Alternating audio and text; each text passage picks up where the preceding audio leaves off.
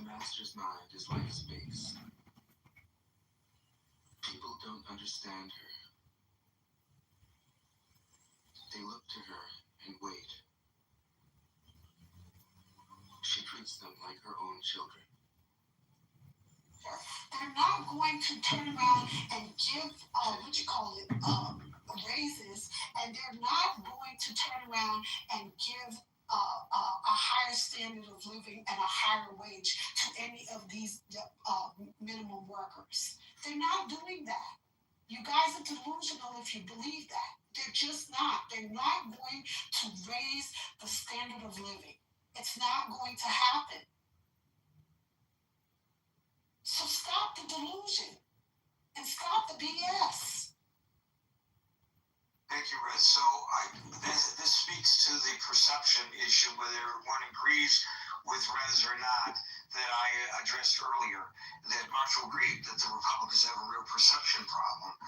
And it appears that the Republican Party, whether it's true or not, doesn't care about the most vulnerable in our society. And it's something that they got to address between now and the midterms. And Marshall, in order to do that, I think they almost have to extend the Obamacare credits, even though they weren't intended to be extended, as you pointed out earlier. Hey, you're not going to get me complaining if my insurance is $400 a month versus $950 a month. I would be happy with that. Is it what the Republicans intended? Is it what they agree with? No, not necessarily. But Rez, you were also right about the CRs. The Republicans under the Obama administration opposed CRs because they went outside of normal order. And so apparently, when we're in power, CRs are just fine. So I think they spent my college years opposing such legislation. So I think she's absolutely right about that. And yes, I do think they have a perception problem. They also have a governance problem insofar as they can't get people to agree with them. I think maybe Mark said healthcare, just give me 2 seconds. Healthcare is really a loggerhead thing. It really is one of those things that folks are like, as Teddy Roosevelt once said, you need a healthy American populace to have a healthy American nation. So, Gary, though, wouldn't, and far from being for me to defend my Republican brethren here, but wouldn't their response be that these programs don't help the vulnerable, that they keep them in cycles of dependency? Well, wait a minute. Poverty's gotten worse. The proof is in the pudding. The proof is in the pudding. You can't find a more apolitical charity, in my mind, than the Salvation Army, and they're putting out an urgent call for help because they can't already, and that's with many people still getting their SNAP benefits. Handle the influx of people at their food pantries. Jared, what the Republicans would say, I think, and again, this is not my position, and I'm trying to articulate what I think my conservative brother will say in response is, look, these Salvation Army would be better off turning the whole damn thing over to the Salvation Army. That these nonprofits and religiously motivated programs, and not these bloated bureaucracies, actually do more because they have more accountability and they get people involved in spiritual programming, and they, as opposed to just shoveling entitlements at people, which creates cycles of dependency and also a bloated government. And I think this is what I think my conservative friends, right, Marshall, would say,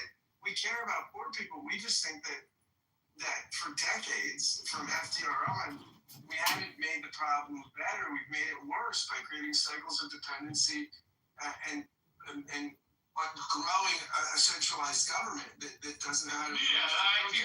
I think these are not my views. These are not my views, but I'm trying to put my opponent's views in what I think are the best light. But as Marshall points out, I would also argue the largest growing portion of the federal budget is federal entitlements. They would also make that point. I don't think you can take Social Security away. I don't think you can take disability insurance away. I don't think you can take Medicare away. But they would argue that you have to pare down. the federal government cannot afford to spend $2.5 trillion and then 10 years later spend $3.5 trillion, which is what it's projected to be. So I think that would be the argument from the Republican side, or at least some of them. I personally am in the camp of like, you need a mixture. You need nonprofits, you need the government, right? Like, you need the government's a stopgap, and it needs to be there. But as you pointed out earlier, Marshall, the problem the Republicans have is that they do not present an alternative.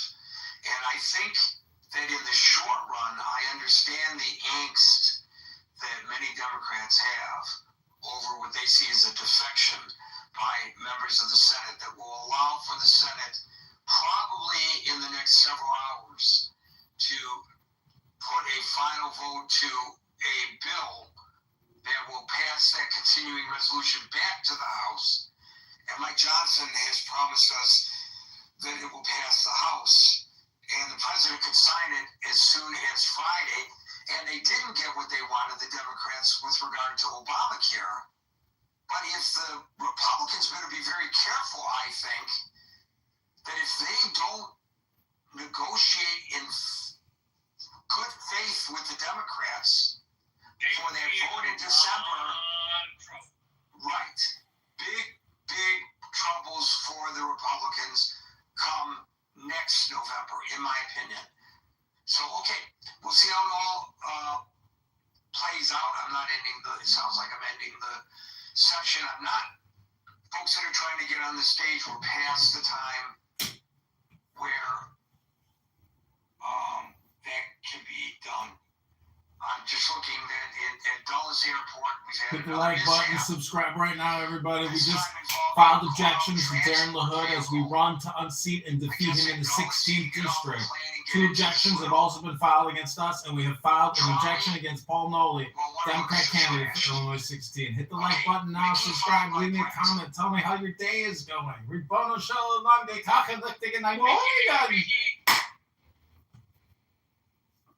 song. You want me to sing the Mickey song? No, you do not. Brett followed by William. Brett, hold on. Brett, I apologize. Mickey is back, and Brett, you're at the end of the line. So materialism. He was saying, like, you usually impose materialism onto the scholastics, and it's like, well, they don't. He thinks, like, Phaser doesn't understand.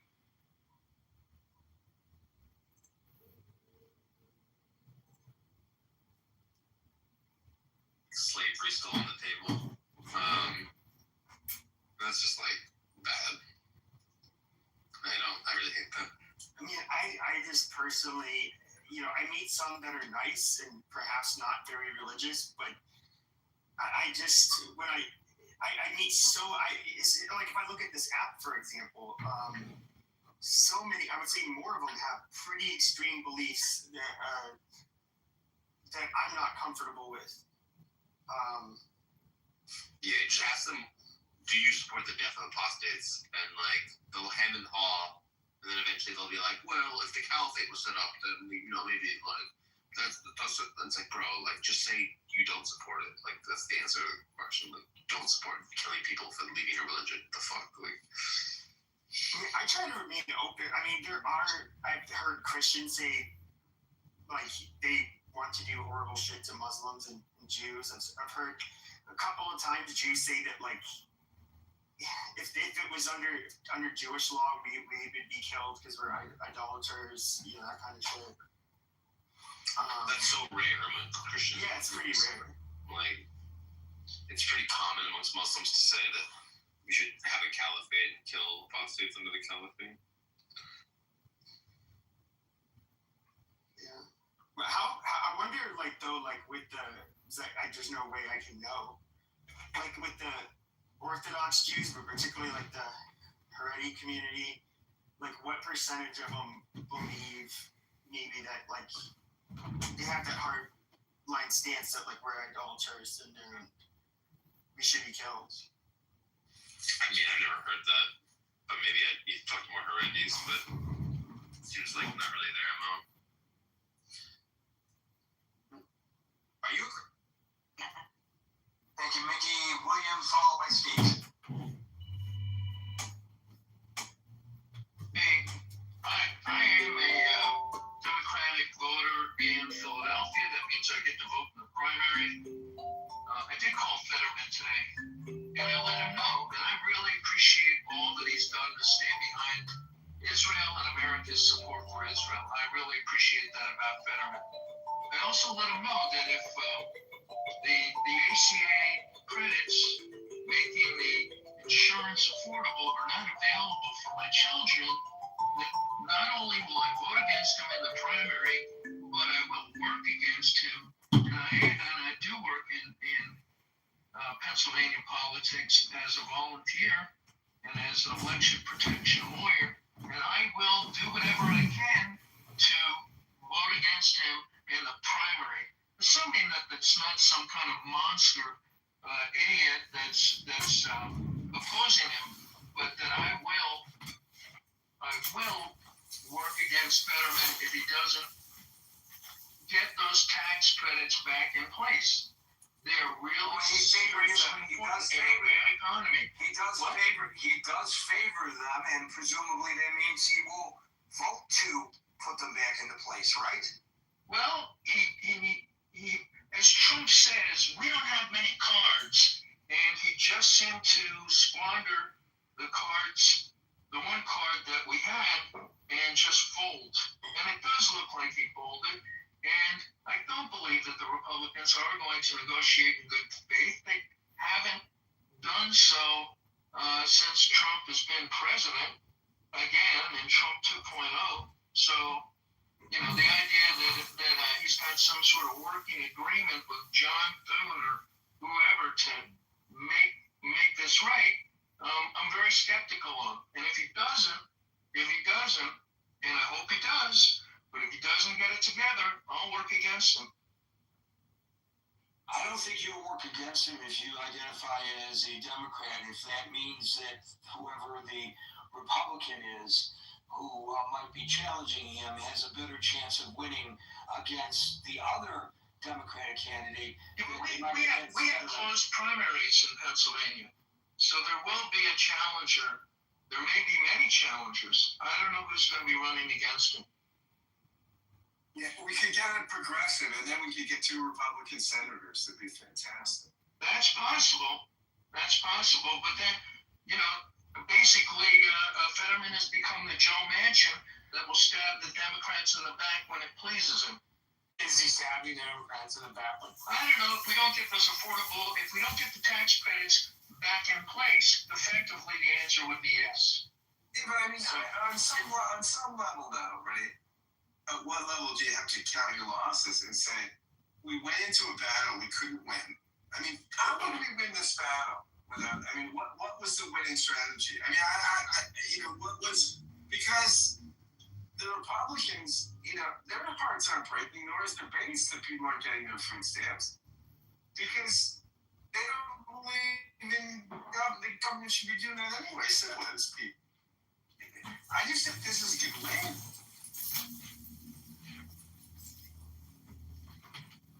I don't know whether that was rhetorical or whether you wanted to respond. No, well, first of all, I couldn't. It was kind of breaking up, so it was a little hard to hear. But there will be a Democratic primary. It doesn't mean that the Republican is going to win. It doesn't mean we're going to get a clone of McCormick. It just means that there will be challengers in the primary for veterans. If you can hear me now, what I'm saying is this: it's Fetterman's vote, right? Mr. Judge McCall. How would we have? What was the Democratic winning strategy to just keep the government shut down and keep starving people on food stamps in a battle we couldn't win because the Republicans weren't going to back down? I mean, we might have just misjudged our man. We picked the wrong hand to go all in on. The tax credits for. First of all, we did a huge bonanza giveaway to the richest of the rich, who get taxed much less than before. I'm with you. I'd be for socialized medicine, but I'm living on the ground. Do you think we could have won this battle with the way the Senate is? I mean, what would be your strategy for winning the battle? We did pretty well with the repudiation of Trumpism in the general election. And the question is how long can you play? And was it really the Democrats that caused the shutdown, or was it the Republicans? I thought that the public was pretty well with the Democrats and attributed the shutdown to the Republicans, but Fetterman folded. So That doesn't mean that's the truth, though. So Marshall, I think you're a patriot, but I don't share your food truth. stamps. No, the Republicans were very clear. If you propose a separate bill, there will be negotiation. They could have negotiated up front, and they didn't. They didn't do it because they don't give a shit. They don't care. They don't care if people lose their insurance. They don't care if people are uninsured. They would like to abolish the ACA altogether. They don't care if people don't have insurance. That's the Republican dream. They've been working on that for years. Yes, but it got shoved down their throat. Well, too bad, because they lost. Okay, so now you're going to take health insurance away from most people. You're arguing that a policy conviction just goes away? No, that's not how that works. The Republican belief in getting rid of bureaucracy is 100-year-old belief. We didn't like the Great Society. We didn't like the New Deal. We didn't like the interference. We didn't like the large bureaucracy. Right, you don't like women to be able to choose their own, make their own decisions about having an abortion or not. You don't like choice. You like big government to interfere with small decisions. My point is, you actually have to have a policy argument about that. It doesn't go away without saying. Well, you know what? The Republicans had a great opportunity to have the policy argument for a long time now, and they haven't done so. And they waited until the last minute, and this was an important issue. And then the Democrats folded. As I readily said, the Republicans have said, hey, we just want to repeal the thing. They've just said no, which I find unacceptable. I'm with you on the policy stuff. I voted for Bernie Sanders. I'm probably leaning towards democratic socialism. But I'm saying this is a fight we couldn't win. How many months do you hold out and keep people from things we care about, like food stamps? How long do the Republicans hold out? They can hold out forever because they every month people don't get their food stamps. That's a win for them because they don't like seeing that money spent anyway. So what would be your strategy to win when they don't care and Trump wouldn't back down? Because Trump doesn't care. You're playing poker. Well, I'm Scott, I can't hear you, but I agree with you. Trump doesn't care, and the Republicans don't care, but their constituents care, and a lot of their constituents are getting screwed by their policies. We lost you, Scott. We lost you. You're done. Through. Finis. Back by popular demand, and I see other people have done it as well. I have reposted to the main chat above the conversation between Scott and Dominic about whether Mamdani is the future face or the face of the future Democratic Party. So it's really an interesting discussion between them that I was pleased to moderate. So please feel free to click on that. Also, with regard to the chat, please, no personal attacks. Personal attacks in the chat are subject to removal. Repeat offenders are subject to their being removed. And finally, those that are still trying to get up on the stage, unfortunately, too late. You got to get on before 6 o'clock New York time because Gary has a drop-dead moment that he has to walk out the door to catch his train, and New Jersey Transit will not wait for Gary. William, followed by Steve. I've already spoken. I'll look forward to Steve and Dominic and David. Yeah, I know. Steve, Dominic, David, and Brett. Steve.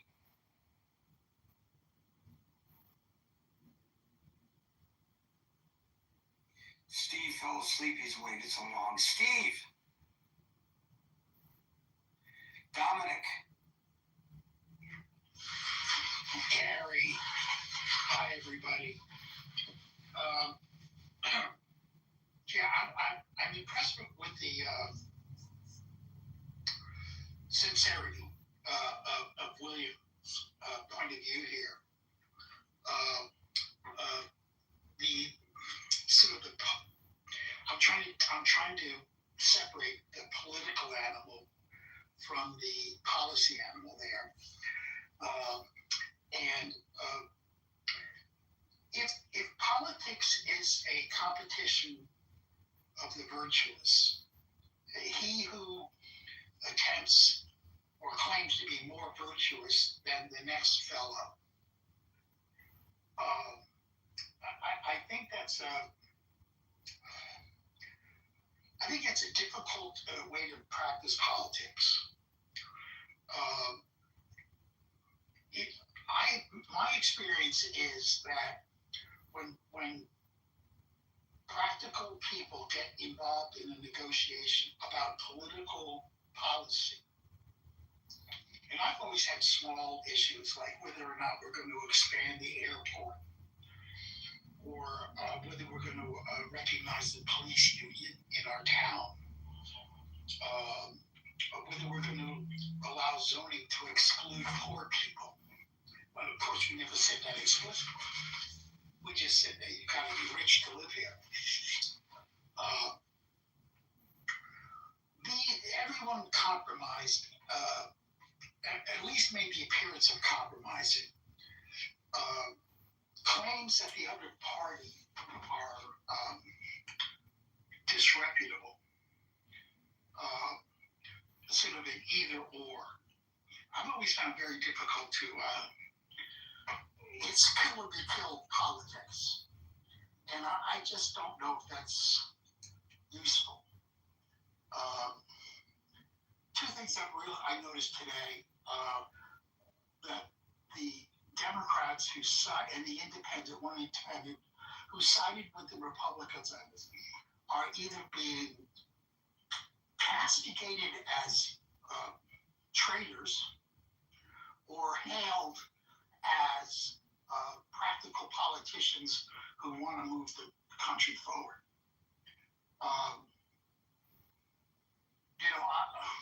I said in the chat yesterday that they are going to be charged as being capitulators. And that's a fight within the Democratic Party.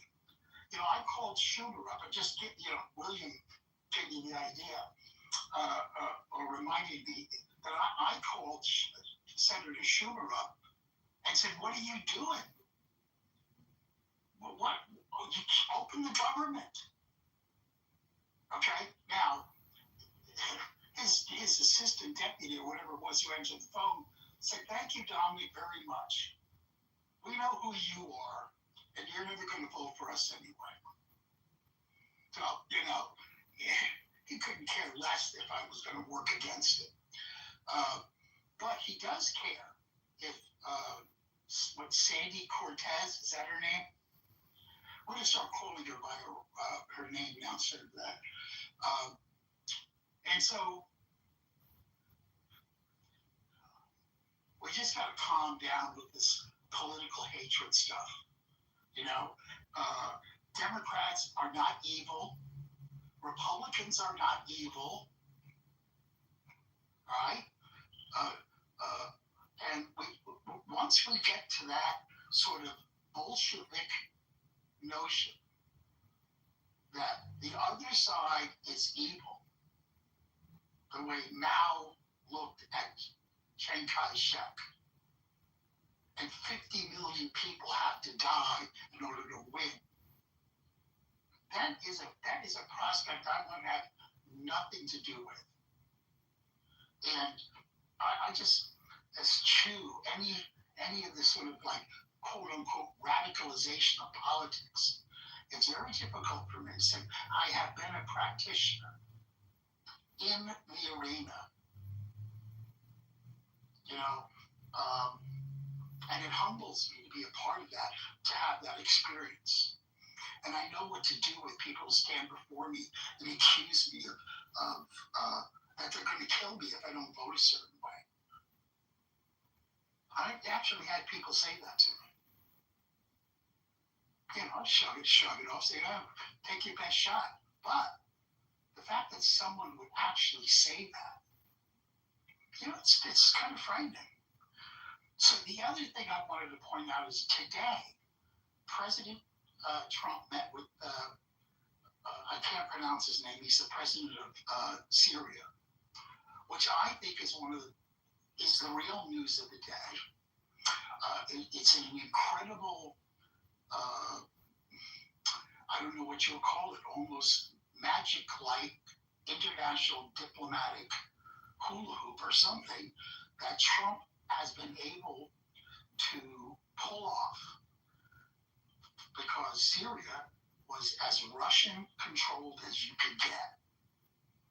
And Trump has somehow got them to go to the United States. I just want to recognize a good job. Doesn't make me a Trump acolyte, but you gotta, you know, just respect. When it has nothing to do with today's discussion, That's right. I'm sorry. I'll leave on this note. We gotta stop the kill or be killed idea about politics. Well, there are perceptions. We've been discussing a lot about perceptions, Dominic, and I've raised I've not said Republicans are all jerks or cold fish who don't care about poor people. I said the way that this is being handled, managed by the Republicans, gives the perception that they don't care, and that's a problem that they will have in the next election, to which Marshall agrees, especially if they can't come to terms on Obamacare. Now, Hanson points out in text, Obamacare is not really for poor people, it's for middle-class people who otherwise can't afford health insurance. And that it's a misstatement to say that it's ignoring the concerns of poor people. So I answered in the text with a question, does that put us at a tipping point where you don't have to be poor to not be able to afford health insurance? Is that where we are in this country? Yeah, is that an indication of a shrinking and less economically viable middle class? It would seem that argument to the concerns about Obamacare being for poor people, maybe we have to redefine poor or levels of poorness. I don't want to see anybody who's working full time be considered middle class, and the middle class dream isn't the middle class dream of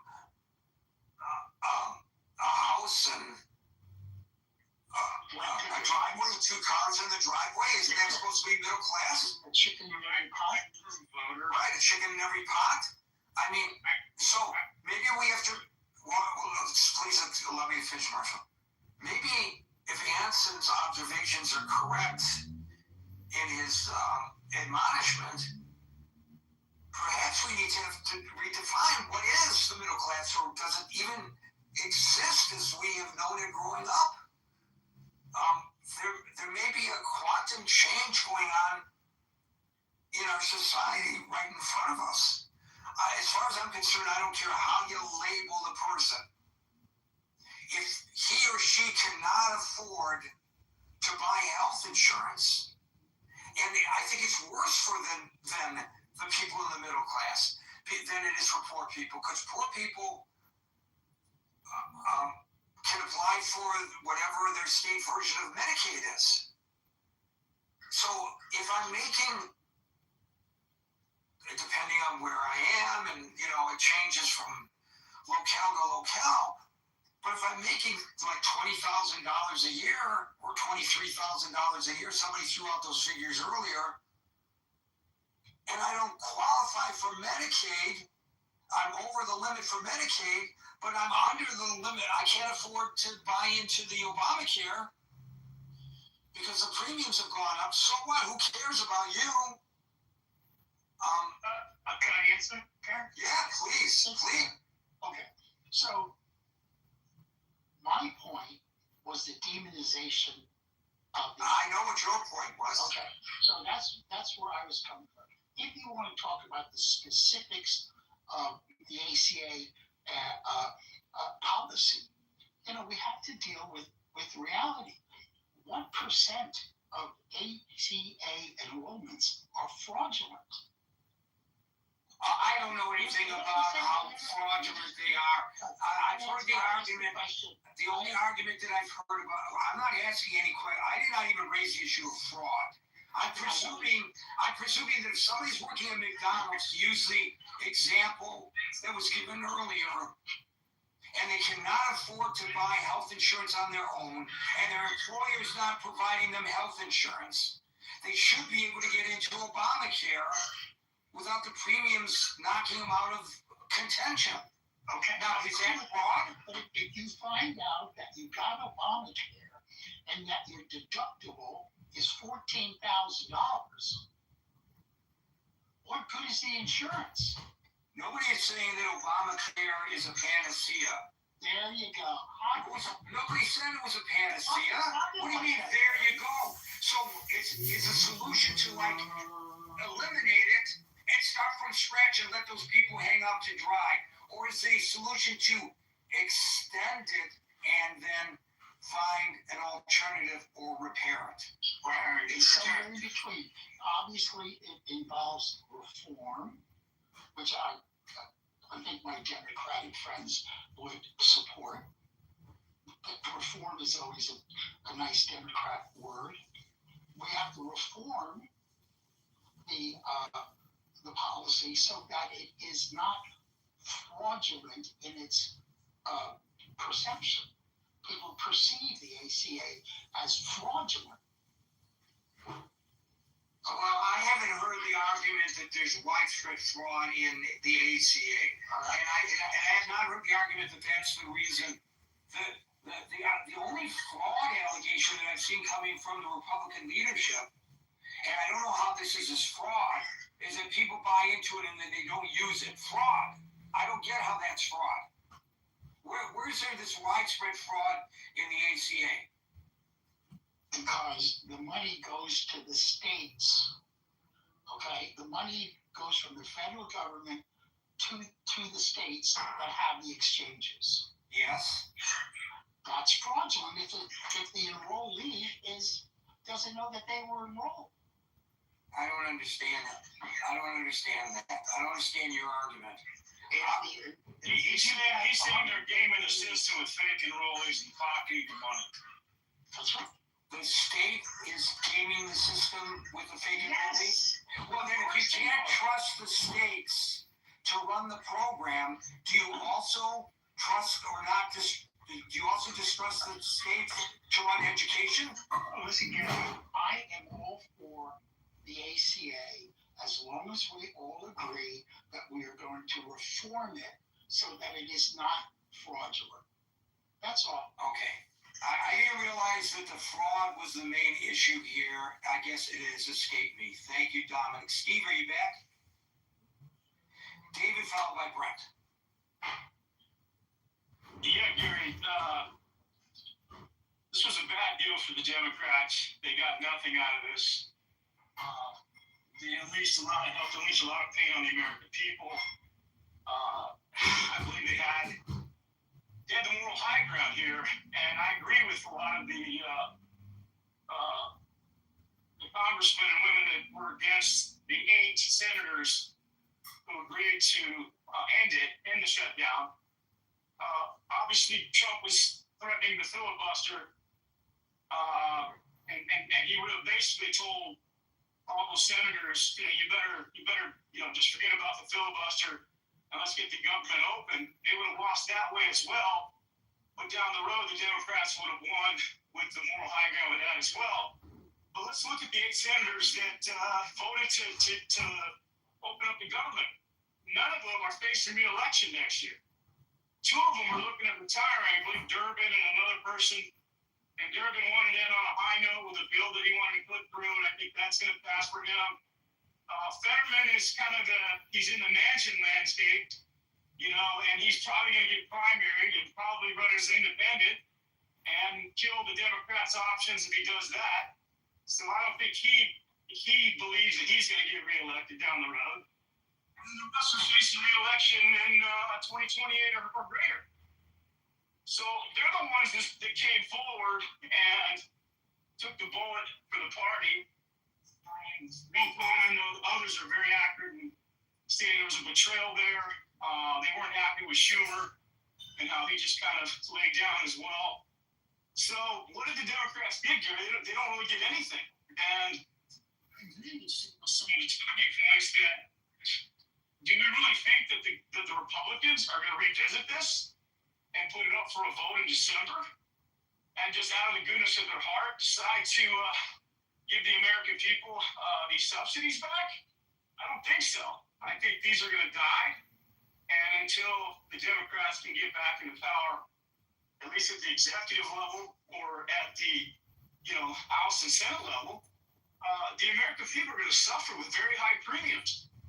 I mean, and to Nancy's point, this is a lot of the middle class. This is a lot of business owners, people that have to white knuckle their insurance with their families by paying these premiums.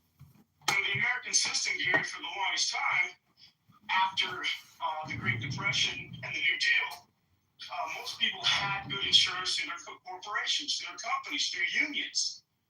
In fact, it was only the seniors who got the socialized medicine at the age of 65, the single payer. And of course, we give that to our military as well for their service to our country. But for the majority of Americans, they either got to make a boatload of money to be able to cover their premiums, and then how do they cover their workers? Their workers got to go out to the exchanges. And once you make it over a certain dollar amount, these premiums are going to come, they're going to be like house payments, expensive car payments. And so what does that do to the average American? You can only afford, if you got it, to pay $100 a month. He's that close to the end. I'm talking about people that show tax returns of a certain income level, Marshall. It's going to serve on it. I'm sorry. I'm not talking about the bottom absolute poor. Yeah. There was an article about a woman who had her own therapy practice, and it's anecdotal, but she just got the email from her insurance company. Her premium's going to jump from something like $800 a month to $1,300 a month, and she says she can't continue to run her practice with those kinds of insurance costs. So this is going to happen to a lot of people all over the country, and the Republicans are acting like, well, you know what? The Democrats voted for this now. We can say that they opened up the government. They're going to blame them now. So all the great talking points and the wind at their sails going into the midterms next year, we're going to go through debate. So now the Democrats have to figure out how to own this pain that the American people are going to suffer under. I think if we kept the government open a little bit longer and got the subsidies in play, it would have been a great win. Now it's just, let's get the government open. People need to travel and fly. Let's make our skies safe for everybody. And, we'll battle this out down the road. So that's my 2 cents here. I think at the end of the day, the Democrats who could take the bullet for the team did. Those that didn't are shielded behind the people like Durbin and the rest who can basically be the hero on the Republican side, but yet not face the wrath of the voters come next year. So I don't know what we got out of this, Gary. I think it was just, a horrible exercise in our democracy, a further indictment of our two-party system. You talked about Trump meeting with the Syrian president. Before that, he was with Orban. When they were asking him about the shutdown, I mean, these are leaders that Trump would like to govern the country. With their examples, he doesn't like this horse trading that goes on. He wants to have complete fealty to his decisions, and I think the Republicans have given him that. The fact that we haven't sworn in the congressman from Arizona, who didn't provide the vote for the Epstein files. I think all this stuff, Gary, is just emblematic of that we're not being governed the way our founders intended. That it's really the bastardization of all that today. And I'll land there. Thanks. Thank you, David. Yeah, stop. So I just pulled into Albany here, buddy. I just want to say, like David and I are usually pretty sympathetic on the policy things. I'd agree with the first one, but if not this, what was the better deal? What was the strategy? Like, hold out for 4 more months? Or I just don't understand. For the people that are frustrated with my Senator Fetterman, what was the better game plan, right? Like, I mean, how would we win this fight? I wonder. Other than just indefinitely, when we don't hold any cards, other than public opinion, which I mean, which probably the blame for the Republicans was slight. I mean, it wasn't like massive. I just don't understand what the winning strategy is. Like, and I said, this too. What is it? What do we do? I mean, the Buddhist monk thing? Do we set people on fire? I mean, what would we do? How many more months do we cut SNAP benefits to create a revolution? So that, and maybe that's the strategy, that we make it so bad for Americans, SNAP and things like that. By the way, I'm on a fixed income. I get SNAP benefits. Okay, how long do people that can't get the food? How long do we say, hey, we're fighting a losing battle here, but we can turn it around? How long do we do that? Well, I think you have to have legislation that speaks to the neediest of our American people, and maybe have legislation that line items their funding, irrespective of budget issues. You basically have to make, decisions and laws that secure the weakest of these in our society from being held hostage by the 1%, the 10%. I'm with you. I'm with you on that. Like I'd be for socialized medicine. I'd be for love. I'm saying in this particular battle, because a lot of people are giving shit to Durbin and Fetterman, my senator, who I like a lot. What could we have done differently here? I mean, maybe we shouldn't have picked the fight in the front. I mean, I don't know that people, like, I actually think it was prudent to fold. I mean, if you're playing poker at some point, I mean, there's some people that just can never fold a hand, right?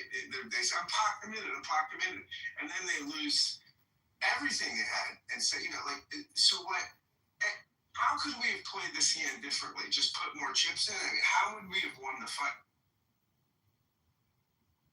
I don't know, man. Some things are just worth. I mean, was the Civil War worth fighting to end slavery and keep the Union together? I mean, at some point, what do your battles look like? No, so that's it. So what you're saying is like you would say.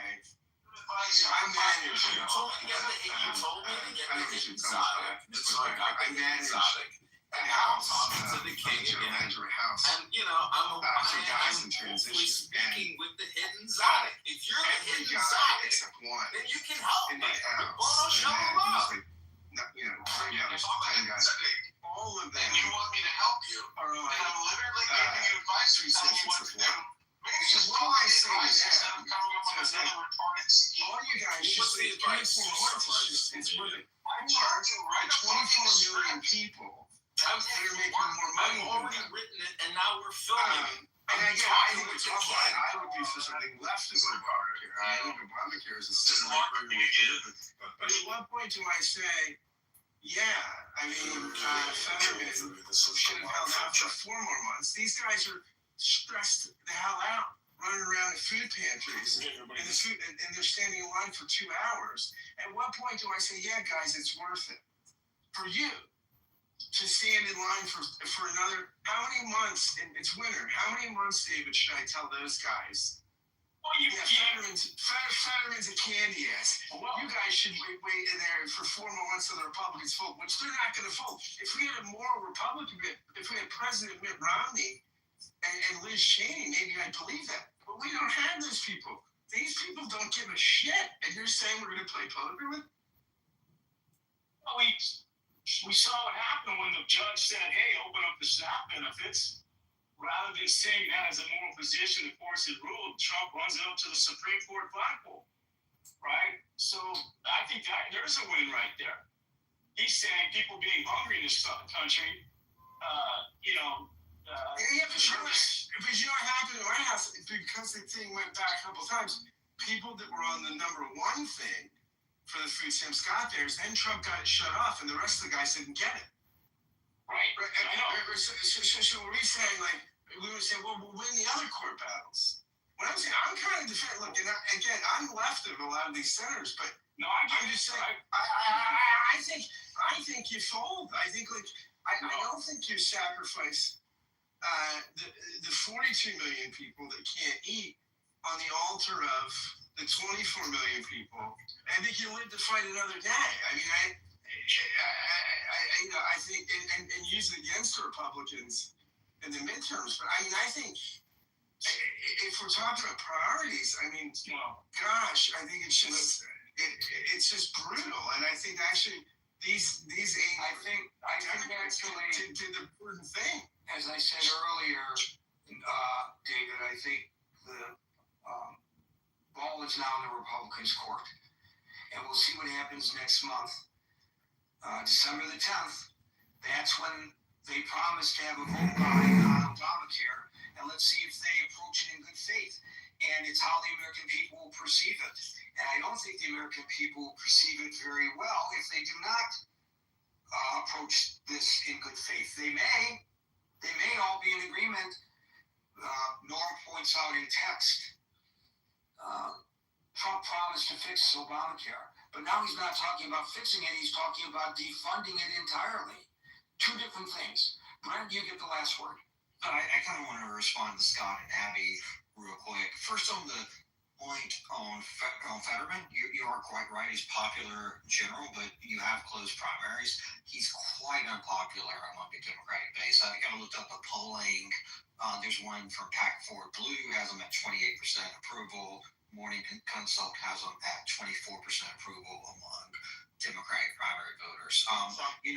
Brett, he's popular for me right now with the guys I gotta feed. I think I want to get these guys food stamps. So it's popular for me right now. But I'm on the ground with guys that are really stressed that can't eat. So I'll circle back to that. Candidate John. I mean, he is a senator who doesn't show up for work. I think he's got his highest absentee rate, or one of the highest absentee rates of any.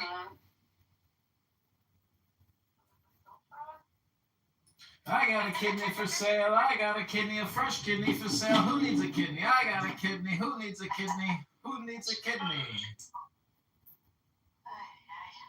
So we just got back. I just got back from downtown Chicago, and I filed legal objections to the incumbent, Darren LaHood, Congressman LaHood, and also the Democrat candidate, and they filed objections against me. So we go to court in 8 days. I'm so glad my life is behind me with this, okay? I'm so glad.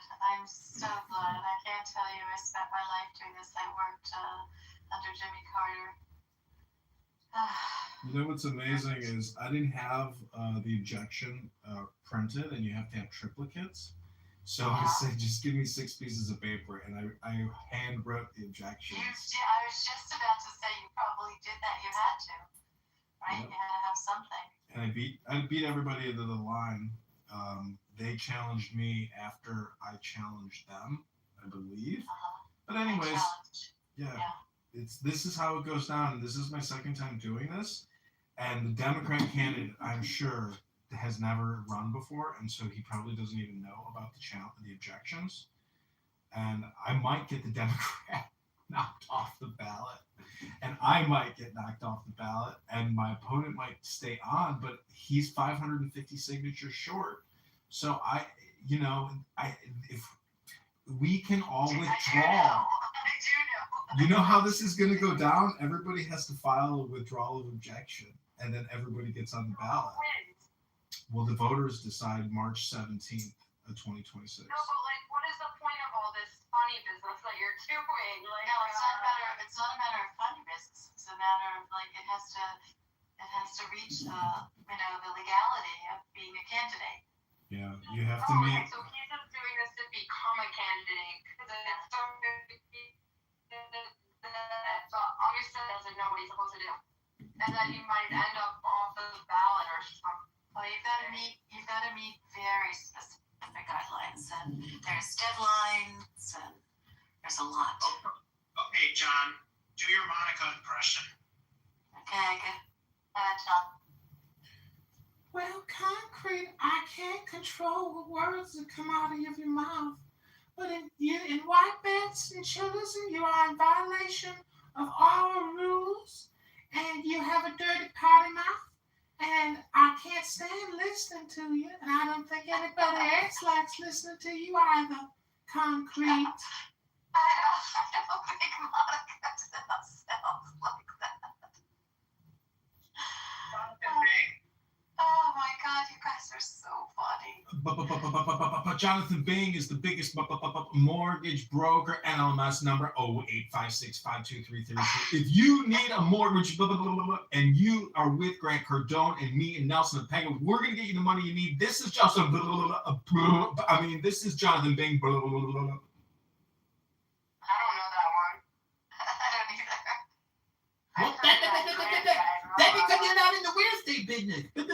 You're gonna need a mortgage though, so you're gonna want to follow me, Jonathan Bing. I think it's one of Beth's friends. Like they have like a room in the morning or something. Okay. Do Cindy Stumpo. He does an awesome Cindy Stumpo impression. Who are these people? Who's Cindy Stumpo?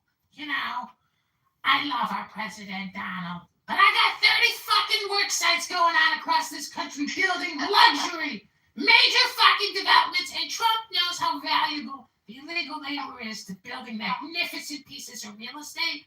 And I love our president, but I resent the fact that ICE and Border Patrol are raiding my fucking work sites and shutting them down. Anyways, I'm going to the fucking White House with Grant Cardone on Tuesday. So we're going to find out what we can do to build these fucking houses. Because I got Nelson and Pega's investment money on the line with Chatter. And that's going fucking nowhere. John, is this what you're using in your speeches too? He does the best impressions. I know, these are really hysterical, but aren't you running for office now? He also does a good, can you do the Steve Appel one? Steve Appel from Steve here? Appel? Yeah. All these are people from here. All of them are people, but Steve Appel's the only one I know. Who knows? Good. Me and my mod squad here at Casa de Appel. What was that? No, that's a fact, not an opinion. Do you know the difference between a fact and opinion? Because that's a fact, and I'm pretty sure it's a fact, and I know it's a fact, so shut up! Go to the go! You're out of here. That's what he says. I don't know. I have to investigate. I think that was their last name, Appel or Apple. His impressions are hilarious. I know, this is good, but he wants to run for office, though. You should hear my Marshall Rankin. I've been working on the Marshall Rankin. I need my president. I need it now. That's the impression. My name is Danny, and I can't stop using this app and having weird rooms with weird people. I don't accomplish anything because all I do is sit here all day modding rooms, listening to weird people having weird conversations about weird things, which is basically like talking about nothing. They basically roast me and pack me up all day long with crazy room titles. And anyways, this is Danny. Jazzy. Thank you. I appreciate it. I mean, it was all right. His Jazzy impression's spot on, too. Jazzy and Shy. Fuck you, Evan Dakin. Doing yoga in your motherfucking shit stained underpants, bitch. Suck a dick in the street, bitch. This is Jazzy, bitch. Now that one I'm familiar with. That was a good one.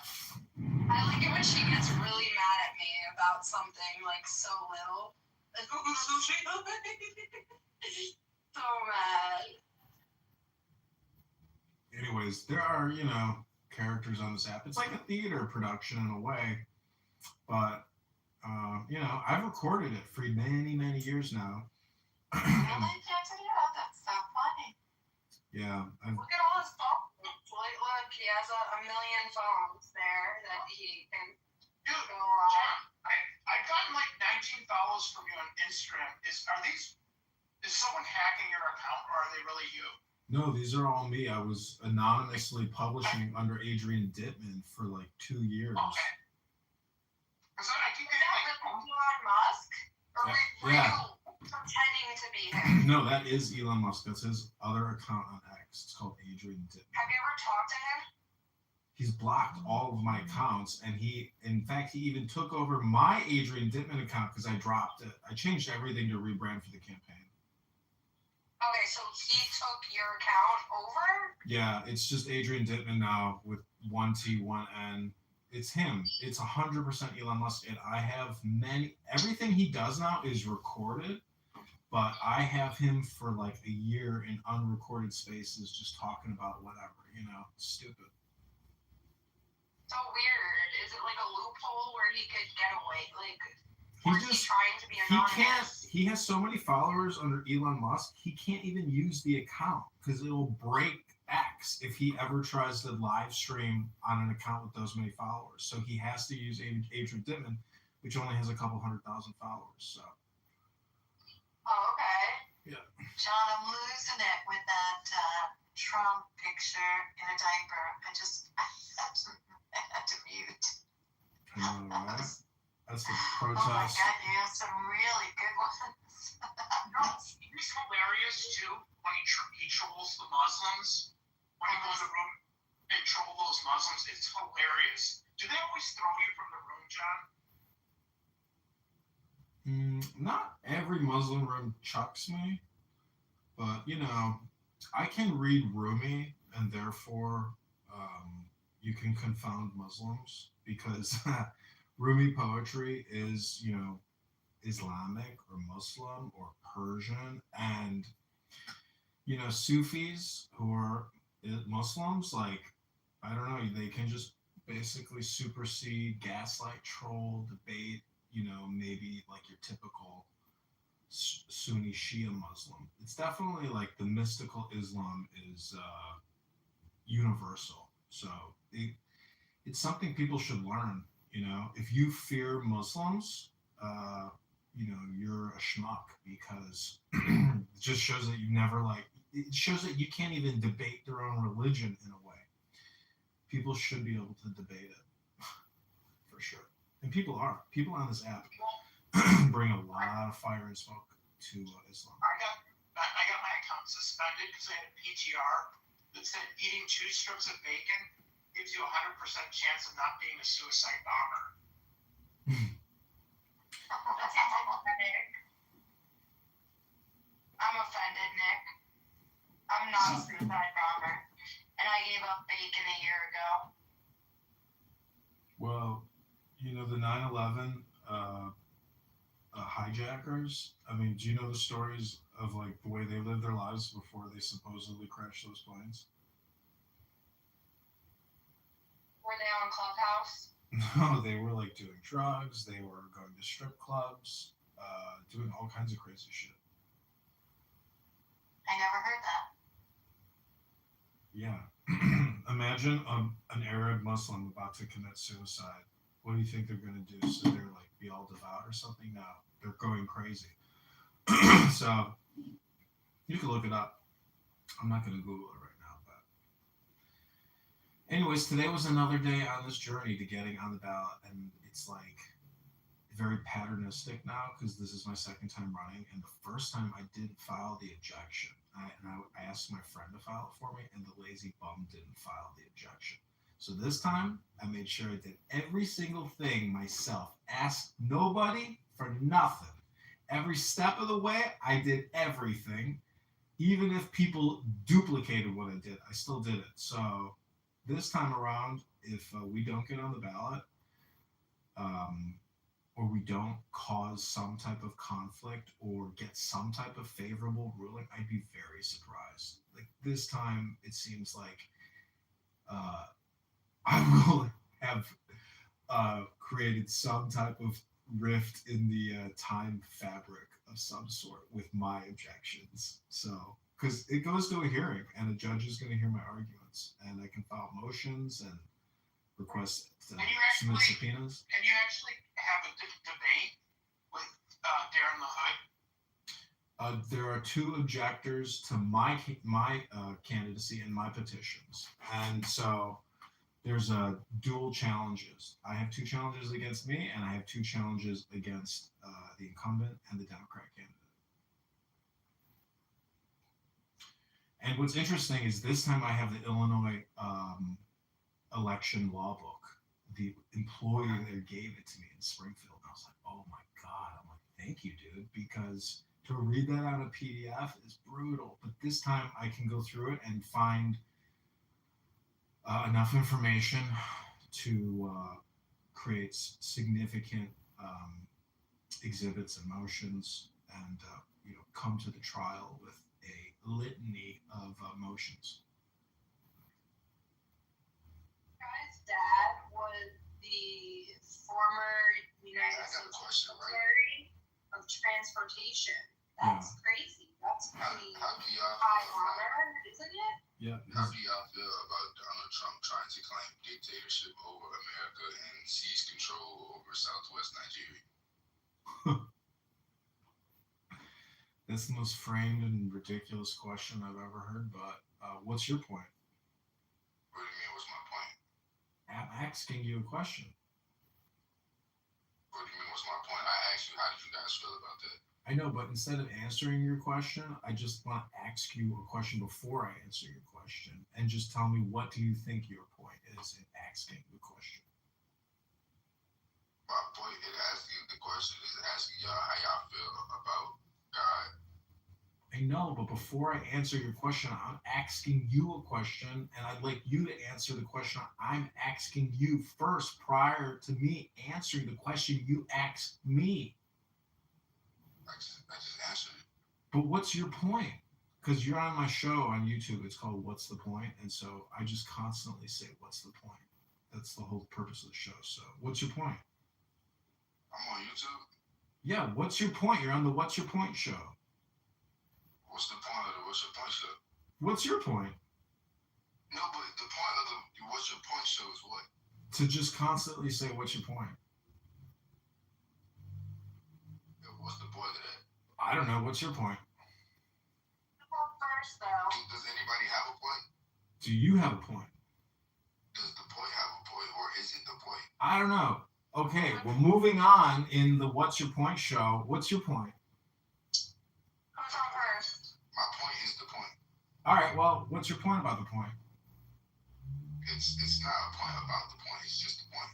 All right, well, I'm going to go back to the mods because clearly this man does not have a point. We have confirmed it, and I'm moving on in the point show. So I hope everybody has a great afternoon, evening, and just want to say one more time, what's your point? The point. What's your point? So now that you know what my point is, I want to ask you, what's the score? I don't know. What's your point? What's the score? Well, when I say what's your point, that's like asking somebody, what's your objective here with this communication exchange? If you tell me what the score is, then I'll tell you what my point is. Got it. You got no point. So what's the point? You got no score.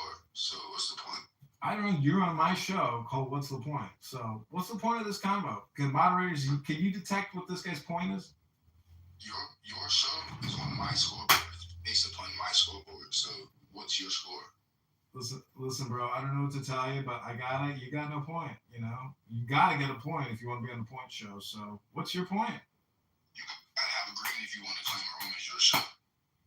Listen, it's not about the green bean here. You're on 15 YouTube account live right now called the What's Your Point show by Candidate John. So what's your point? But what's your score? So what was your point to come in here? I'm dog name shit on all platforms, by the way. What does that mean? Is that English? Yeah, it means I'm a dog and my name is shit. I'm a dog named shit. And that's my name on all platforms.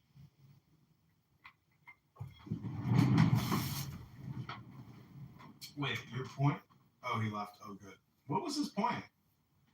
He didn't leave. I knocked him out. I was beginning to think he didn't really have a point. I don't know. That's what I call the point show. That's the point show. You can have a point. So, anyways, I feel like, celebrating on this journey, but going to the gym would be an excellent option right now. That's a great idea. That's what I was telling Danny this morning. You gotta start going to the gym. I'm headed there myself. I wonder if that piece of shit mayor in Chicago, if they're going to re-elect that stupid ass. That stupid ass. That stupid dumbass. Well, then again, look at what happened when New York City did. They elected Mondani. It's just so upsetting as a New Yorker. I don't understand. How long do you think it'll take before New York City collapses, John, or Grace, or anyone? I say 6 months. And give it about a year. It could be. I teeter-totter between the two, but, let's see. Once it starts hitting people's pockets, once it starts being such ridiculous policies, people that go in the streets, they don't understand the rest of the United States, that New Yorkers like myself don't take this garbage. See, if Mamdani was smart, he would pull a Trump and do some type of public works, and spin it and become a builder and get people to want to move there. Because if all these liberal Democrat socialists, if there's a herd psychology, maybe he could attract the top 10% and get them to purchase real estate in New York City, and because he has all that star power with AOC, and their whole journey now is just creating basically leftist propaganda, and then somehow getting banks to give them the money and the councils or the city councils to approve everything. So they themselves have to sell their vision to get as much as they can possibly get for their works or whatever, lobbyists are begging them for money, or how they're going to fill their budgets. So, anyways, if anybody can do it, it's these, social media creators, because fucking Cuomo and Sliwa. Oh my God. Yeah, this was a very poor representation of what's happening. I think it's by design. I think they're really good at rigging elections. Yeah, I don't see that. I don't think this was a rig. I think that the younger people, they buy into all that free shit because they've never understood economics. What's the old saying, if you're a Republican before you're 21, you don't have a brain or a heart. I can't remember. But that's the thing. It's like all these young people, they feel hopeless. So this guy's promising all this free stuff. Why did they split the vote? I haven't looked at it yet. Sliwa split the vote. Yeah. They couldn't do a 1-to-1, and therefore the election was lost to this, Persian Where's AOC terrorist. from? Is AOC from the Bronx? Well, the point is, it's 6:24, and I have another room open called John Kitover, Candidate Congressman, Illinois, $16 sign. And I got invited to this Islamic event. It is a civic open engagement with candidates sponsored by multiple Muslim nonprofit organizations. But you're going to just troll there. I'm not going to. I think I'm just going to, I will answer any questions if I'm asked anything, but I'll just read a poem. I'll say I really don't have any comment on that. I'd be happy to get back to you. Like, I'm not going to sit there and pontificate. Or maybe I will. I don't know. But, anyways, I think the dates, I got to look at the dates to see is it before or after the hearing for the objection. But my opponent has not confirmed to go to this event, and the Democrat challenger has. So much of this is all just tied to like creating publicity and press pieces for myself. I did cover politics almost my whole life. It's so cool. It's cool because I like Clubhouse in the real world. But we'll see how all these objections go down. It's going to be a really interesting journey this time, because this time my objections are filed. Last time I didn't file any objections, but this time I did. And and I looked over his petitions and I was like, no effing way. He only has 100 sheets. You need 155. Or be within a 10% margin. And he's not within that 10% margin. I was like, and what about you? Where are you with it? I'm above. I'm 100 Okay, above. And as soon as I saw his number, oh my God, I got dressed so quick and I ran. I was like running to the train. I was like, I can't believe he only submitted 100 sheets. He might, he has run for 10 years, and like he's even using his old petitions that are outdated. He didn't use the 2026 form. Well, that's already before. That should be before the court or whatever. Whatever comes first, because that's not allowed. That's not allowed. Also, and I was in politics. I worked in the White House. These are ridiculous. His circulators also don't designate their party because he's using an old form, and he just puts his name at the top of it, Congressman the Hood. It's like, whoa, dude. Who the fuck in your office decided to print these petitions? Well, they all should be taken in front of a judge privately. Yeah, they do. Well, I'd like to when I ran last time, I live streamed the hearing, and they do have a court stenographer there. Yeah, they have to. It was unbelievable. And so the opposing attorney, he just sits there and reads case law. That's it. He literally, before the court, he'll just sit there and quote case law off his cell phone, and that's it. That's all he really says. And he says, yes, judge, no, judge, things like that. But he just sits there, and for the record, just to get it into the public hearing and into the stenographer's printout, he just sits there and quotes all this case law as if it had like any significance or meaning. It was just like meaningless. What does the judge say? What does the judge say? The judge is there to clarify. The judge is there to follow procedure and listen and just say yes or no. And the judge very fairly lets you say your peace of mind. But the point is, if you go in there with things to submit and read, it becomes even more complicated, because then it becomes public record. So I have the law book this time. The guy there didn't even look me in the face, who gave it to me. And it's like a little racket. It's like 15 people that control the congressional, senatorial, every election. It's like 15 people. You don't have to tell me. I was in the business for many years. What a job. That's a career. Yeah, it was a career. And you have to be on top of your case law, because you can't just let the judge, bulldoze you. The last judge I had was good, but because I didn't file my own challenge, I couldn't challenge. And thing is, I had to cross-examine the opponent, and the opponent won't appear. Only her attorney would appear. But because I didn't file a challenge, I couldn't subpoena her to come in and provide testimony, because she didn't get those signatures. They were given to her. So it really is a racket, and they're willing to lie and commit forgery, because these are notarized documents. So it is forgery to fraudulently draft petitions. Did it for years. From the beginning of time, they pulled this. But they're really doing it at a very highly organized level here in Chicago. Like it is in New York City. For the smallest elections imaginable. for what they call committee person, which is a nothing. It's all you can do is vote. It's not an elected position. It's That's correct. it's just so you have the ability to vote on what you call central committee, and that's basically non-existent. The whole thing is a charade.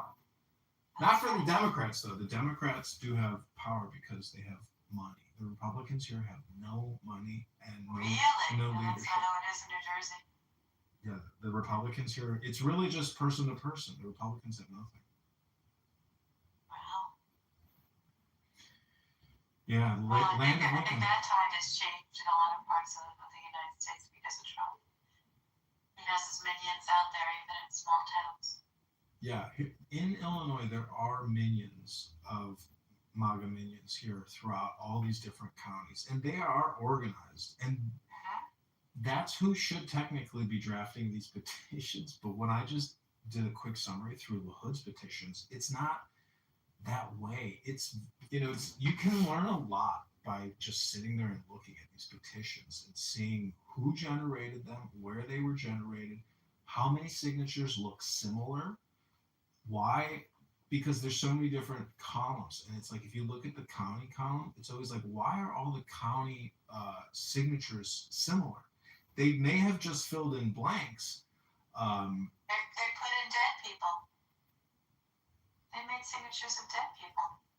Anyways, the thing is, like, if there is fraud in LaHood's petitions, well, first of all, I'm going to run them through AI because Grok allows you to analyze any document that has a link.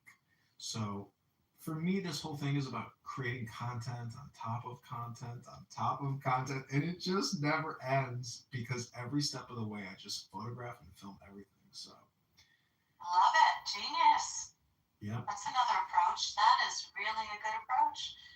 And the AI, using AI to put this together, that's amazing. Great idea. Great idea.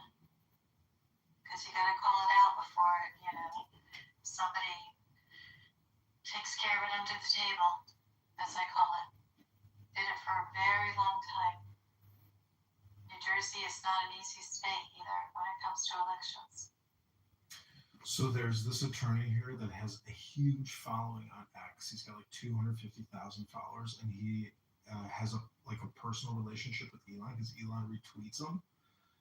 And I took a selfie with him, gave him a hug, and he said he would represent me at the objection. Very nice. Very nice. And I mean, getting those pictures out with him. Yeah, because he's gonna retweet that, and I mean, I'll get a lot of followers with that. But this guy has a huge following. Very smart. Listen, all over the country, everyone is not as smart as the three things that you just exemplified. They're just not. People don't get it anymore. Well, so anything that you can do to ignite something different in a different way will get you ahead of the game. And I've been saying that for the past 10 years to most candidates. I don't want to hear all the old stuff, the old school stuff. You're in a time where, digitals are everywhere and you can reach a lot of people and encourage them to get to the polls in ways that we haven't before. I don't want to hear your stumping speech. They want to connect, and they want just one sentence that hits their soul of why they're going to get to the polls. Well, there's a lot of ways to look at this because this isn't. There's no one way. There's no one way to this. Well, you got to be burning all the time on different avenues. Well, because equal objections have been filed, if the judge is impartial and it basically this creates a negotiation opportunity for me, and LaHood could offer me something, or the Democrat candidate could offer me something as well because I challenged him as well. So basically, it goes two ways now. Like I've created a double jeopardy opportunity, and I've created a publicity, quagmire and event for the Illinois GOP for LaHood, and this is all newsworthy, and so I mean, if you could, reach out to Fox News or MSNBC or CNN Politics as my press agent, let me put you in the registrar. Candidate John, Grace, Danny, 11, 10, 25, bing, bing, bong, bong. Yeah, I did that for a very long time. Bong, bong. Danny was my crisis actress early on in the campaign. Danny, what was your favorite moment of the campaign as a crisis actress? I don't know. I just did some research on the family and stuff, Very nice, Johnny.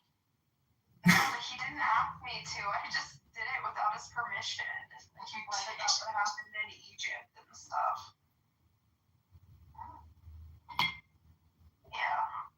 I'm a bad girl. I keep reading this information I'm not supposed to read about.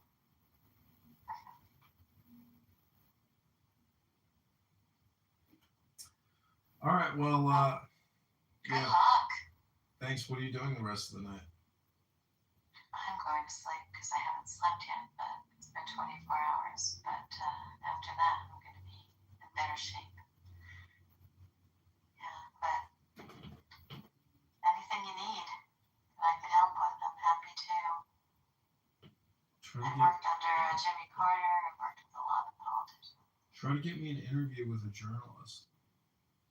Journalist where? You're in what state? I'm in Illinois. Oh, Normo. What's El Normo doing? No, I need somebody with a platform, somebody who can publish, an interview. Yeah, that's the big piece. What about, are you like platform pro-Israel? Do you got pro-Israel people near you or something? No, I need somebody that has profiles on Instagram or YouTube or TikTok. There's people like that have a lot of followers that are like niche into certain. Well, so go ahead. You need to reach out to them and say, hey, I'm reaching out to you on behalf of the campaign to elect John Kitover to Congress. John would like to do a 5-minute, 10-minute, or 30-minute Q&A with you for you to publish on your profile. Follow John Kitover at John Kitover. That kind of shit. That kind of communication, Danny.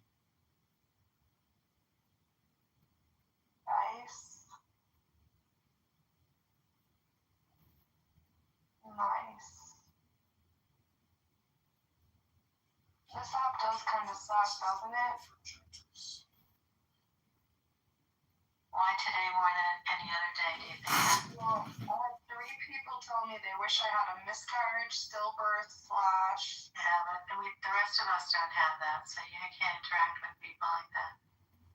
You obviously had other kinds of conversations with them that led to that moment of ridiculousness, so. No, I think they just don't have souls. They don't have souls, so you have to start getting that right away from the people and look at their profiles, and the first thing that comes out of their mouth, which is nasty, they don't wait long, get rid of them.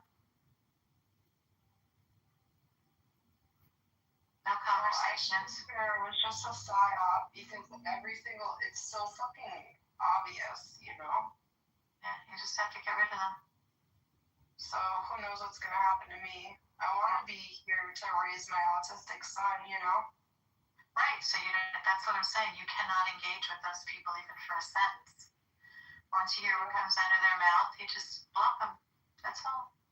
We all get people who are nasty, but they reveal themselves pretty quickly, especially on this app. We're getting a lot of haters that are going on. The tide has changed on this app increasingly over the past year. Really, I've known this person for like 3 years, I think, That's why it's really fucked up, Well, as soon as you get to that one sentence where people get to be hateful and mean, they get blocked. It's real easy on this app. I don't take any of that garbage. I like to give people second chances and third chances. Yeah, well, it's not worth it. Not on this app. You don't know what's behind the picture. Well, they told me that I was mentally ill and I had to practice radical love for the whole wide world. So blame it on them. That's right. Blame it on that. It is them. So just block them. I'm going to blame Marshall Linehan and therapy, and I'm going to sue them. And I'm going to sue them for teaching me radical love and acceptance. I don't think it was a good thing to teach me.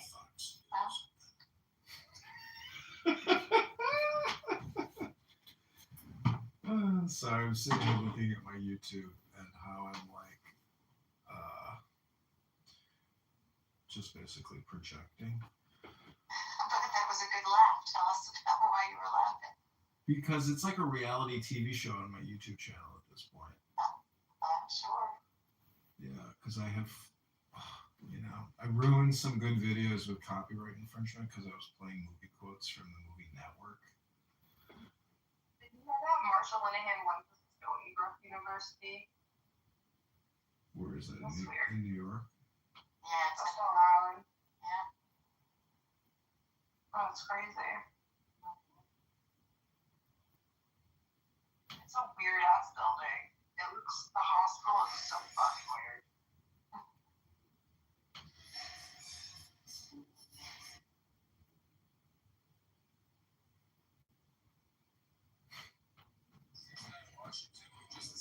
Two objections have been filed against my campaign to Hey guys. Hello. And you have to tell us how you say your name. Oh, Ilmi. Ilmi. Yeah. Is that your real name? No, it's not my real name. Okay. But inshallah, it's going to be the name that I give my son. Oh. What does it mean? It means my knowledge. My knowledge. And what language? Ilm means knowledge, and then E means my knowledge. But let me look up I know it means something like knowledge. Let me look it up. Yo, the hospital's weird because there was a Jewish architect, I'm gonna assume, because his last name's Goldberg. And I did get in a fight over Berg versus Goldberg and how Berg is a German last name, not a Jewish last name, although it can be Jewish, but it means hill. It means hill. So, but he went to Bauhaus. How do you say that? That's like a architecture, Bauhaus. That's pretty interesting. Ilmi means knowledgeable or scholarly. There you go. And what language again? In Arabic. In Arabic. Okay, I don't know Arabic that well. Well, yeah. But Ilmi specifically isn't necessarily like an Arabic name. It's more of a Somali name. And Somalis just kind of took Ilm from Arabic and just like added the E and just made the name Ilmi. But Ilm by itself means knowledgeable or scholarly. Very nice. Never knew that. Yeah, it's gonna be beautiful when I have my children. If I ever have children, I'm kind of scared that I might not have children. Oh no, don't give up that dream.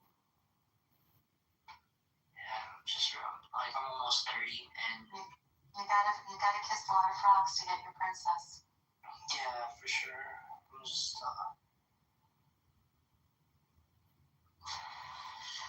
Don't get disillusioned. Do not get disillusioned on that front. Honestly, I need to get my life together too, and it's like as soon as you do that, the other pieces will fall in place. For sure, appreciate it. Yeah, just use your soul. You got one. Let it elevate who you are. Yeah, thank you. What, Danny? What did you just say? What if I don't have a soul? Then I think you should start searching for it. Do you know that song? I have an answer for you finally. You usually play Stump Grace. This time you couldn't. What song? The one from Ally McBeal by I forget the person's name. What's the first verse?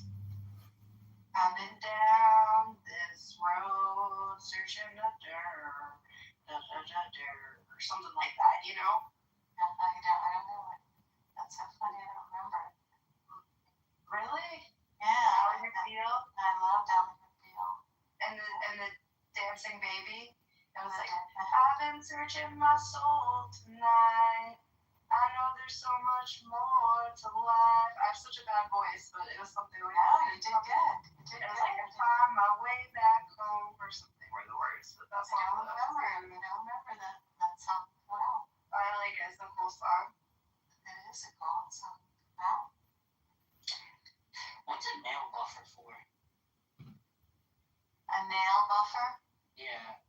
A nail buffer is to sometimes nails get very brittle, so it smooths out the like. Sometimes there's bumps. I see. I know what you mean. Okay, that's what. And then you buff it, down. I'm a guy. I don't need to do it. Yes, you do. Sometimes your nails get ridges. So Yeah, you don't want to hurt nobody. yeah, no. It's just the ridges in the nail. So that means that you don't have some kind of you have a little vitamin deficiency. So yeah, file it down a little, and the nails, reproduces because the nail's always growing. Yeah. But it's a good thing to do. It's not the worst thing to do. People ask me, because I'm not there all the time by any stretch of imagination, but I'm just saying I remember when I asked others. This message is What did you say? What did you say?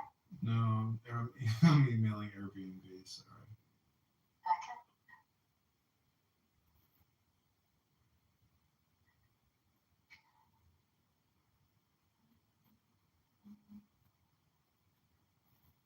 Well, Donnie, what are you doing?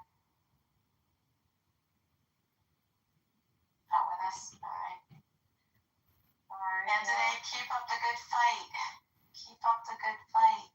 It's important. It's important that good people get into office. I've spent my whole life in that arena, and I just, don't let anybody discourage you. I know that you're on a positive path, but don't let the noise behind you get into your head. That's the biggest thing people should do who are running for office. Forget the noise. Yeah, I agree. I like the saying, "You are the sky. Everything else is just the weather." Everything else is just the weather. I like that. Yeah, but don't let the naysayers have any part of your soul. That's the biggest problem in politics. I'm in a good position. You know why? Because I can take the train right to the hearings, and other people got to come in, park, or get a hotel. It's a pain in the ass for people. I'm sure. Can I pick your brain in politics? What? I just wanted to pick your brain. You're running for office and stuff. I just wanted to see what knowledge you have about politics and stuff. Okay, go ahead. What's your question? Where can we start? Let's start with the obvious questions. No, I don't know. I don't even know what to ask, to be honest. Exactly. You didn't know it, but you're on my show. I have a podcast that I do every night. It's called What's the Point? And the whole point of the show is just to constantly repeat all the time, what's your point? Yeah. I just wanted to pick your brain. See, I know, but what's your point, though? Do you have a background, like an education background in political science or anything? Yes, I do. What's your point? Okay. What's your point? My point. Have you heard of the corn cobs in Chicago? Yeah, I have. I've been inside. So that's the same guy that designed the hospital I was talking about. Ah. Well, I've been inside a corn cob, inside the corn cob. That makes sense. What is your point, Ilmi? Well, my point was to exchange knowledge, or mostly me taking knowledge from you, but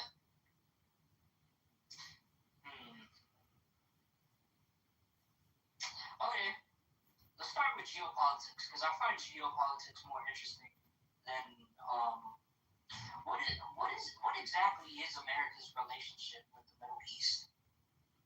What's your point? What is that? like specifically Saudi Arabia. What's like? Mhm. Is it just oil? Is that what it is? Like, you know? What's your point? Come on, man, you're trolling me now. You know, behind every question, there's usually a statement. What's your point? You know, you're biased in every question, but I mean, what's your point?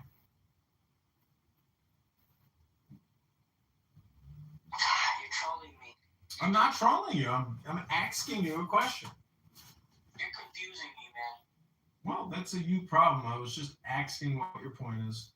Are you black candidate? Am I black? Yeah. Black and blue? Who are you? Sorry, black. Vinny Flamingo. Welcome to the room. This is a public space, and I think questions like that could be triggering or gaslighting to some people who might be listening. So let's just move this conversation forward. And, you know, well, I'm going to answer your question. Please be patient. I'm just going to ask you a question before I answer your question. What's your point? Because you're on my show on YouTube right now. We're live streaming. The show's called What's Your Point? How the fuck can it act if you're not black? Excuse me? It's the most retarded ass shit.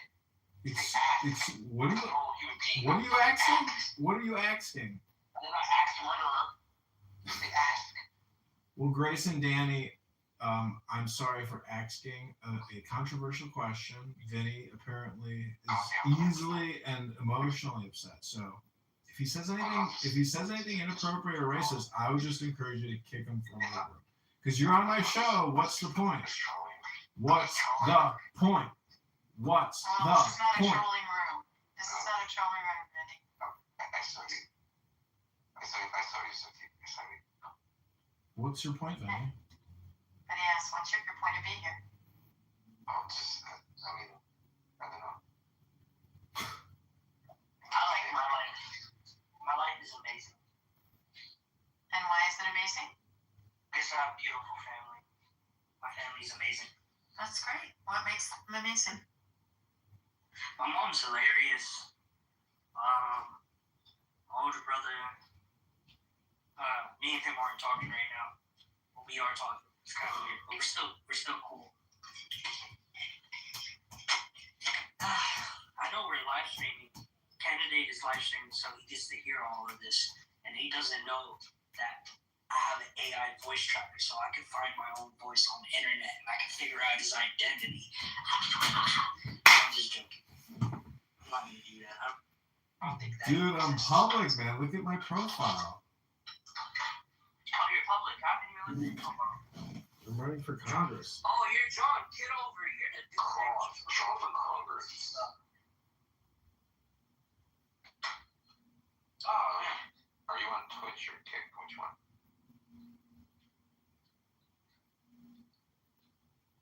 It's fucking John Kitover. John fucking Kitover. You know, I have a message for the world. What's your message? What's your message? My message for the world is that I think we should all learn to love each other and respect each other and don't allow politics to get in between us and our country in America, and we should all treat each other like we're brother and sister, and we can create safer and better communities if we all just put our mind to it. America. Fuck yeah. Well, you know, you left something out in your little world message of peace. I mean, you didn't even say, you know, honor thy mother and thy father. You just said, yeah, treat everybody like your brother and your sister. But what about your mom and your dad? You left them out of the equation, Vinny. Of course, that goes with it. Respect our elders, yeah. Well, The first thing he said was his parents, right? Elmi said his parents, his mother. Yeah, my mom's amazing, bro. When he started. My bad. Yeah. I thought I was talking to Vinny for a second here. Ilmi, I think you were talking to Vinny, and I just wasn't paying attention. Ilmi, you know, what is your point? Do you think I could name a cat Schrodinger? I think Vinny's gonna kill me. Ilmi, what was your point about saying all that? Why Schrodinger? Vinny, before we move on to Danny's Schrodinger's cat, Ilmi, can you tell us what your point was? My point is that we're extremely divided, and we have been extremely divided for decades now politically.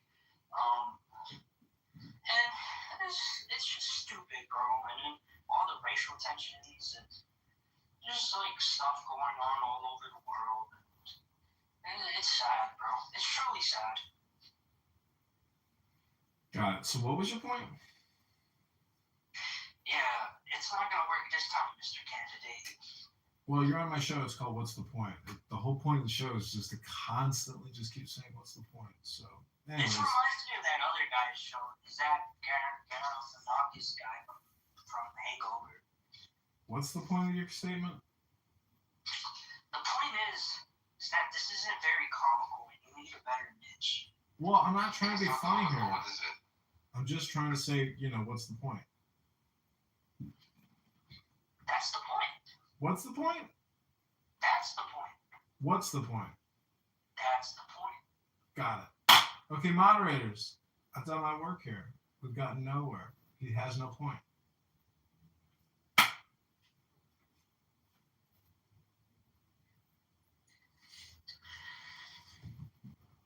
Well, candidate, I hope that you do well and that you have strong messaging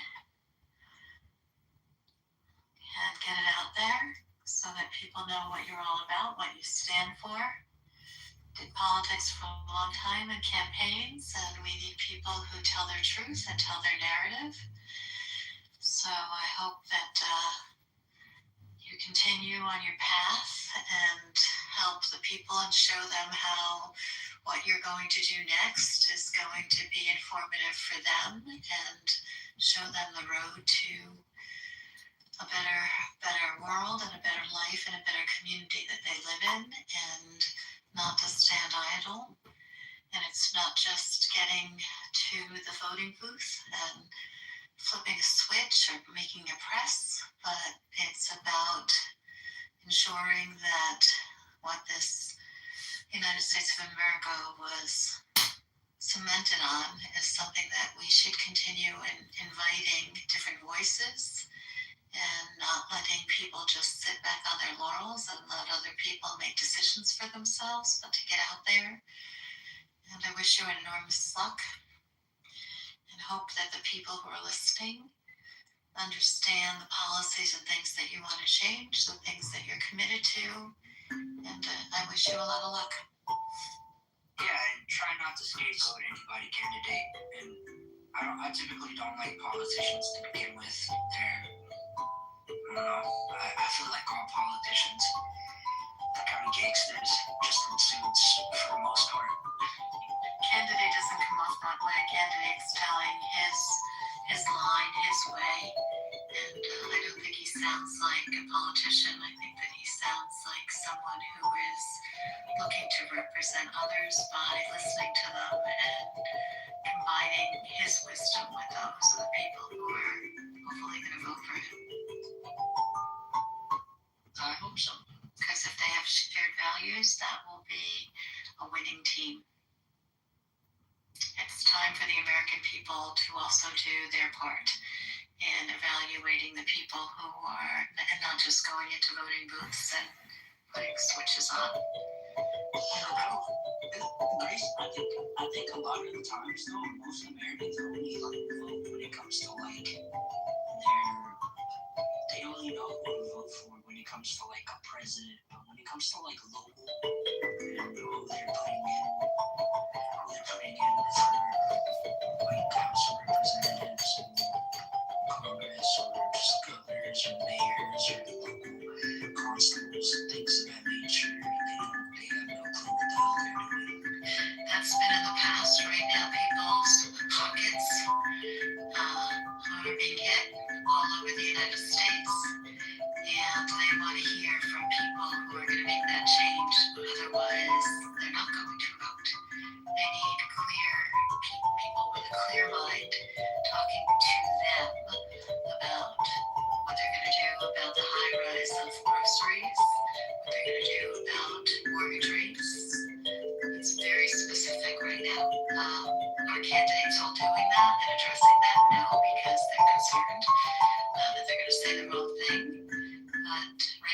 that's what the American people are very clear right now, whether it's worthy to vote or not, because they're not hearing from their politicians the micro. It doesn't matter what level of office. What are they going to do micro for individuals' livelihood? Because right now, prices are high, rents are high, mortgages are high, interest rates are high.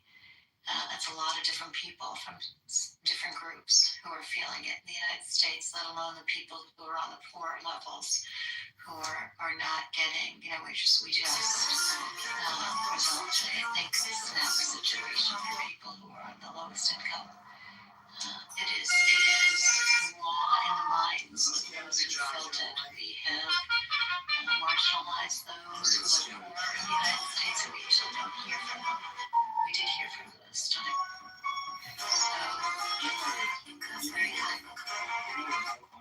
The other day, I was on a phone call with a friend of mine, longtime friend of mine, and we were just talking. And he was telling me, like, he had a great job that was paying like $30 an hour setting up cable, setting up cable for different customers and stuff. He worked for AT&T, and he was telling me he got fired from the job. I don't know why he got fired from the job, but he ended up getting fired.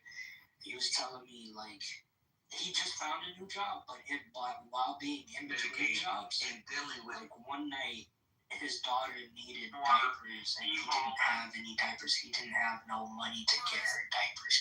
So the first thing he did was just I think it's a bad idea. I think we should keep the original rules for that. If you want to change it before next trial, that's fine. I think we should keep the originals. Mouth broke my fucking heart. It literally broke my heart. Man.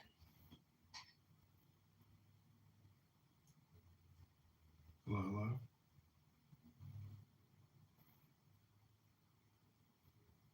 Hey,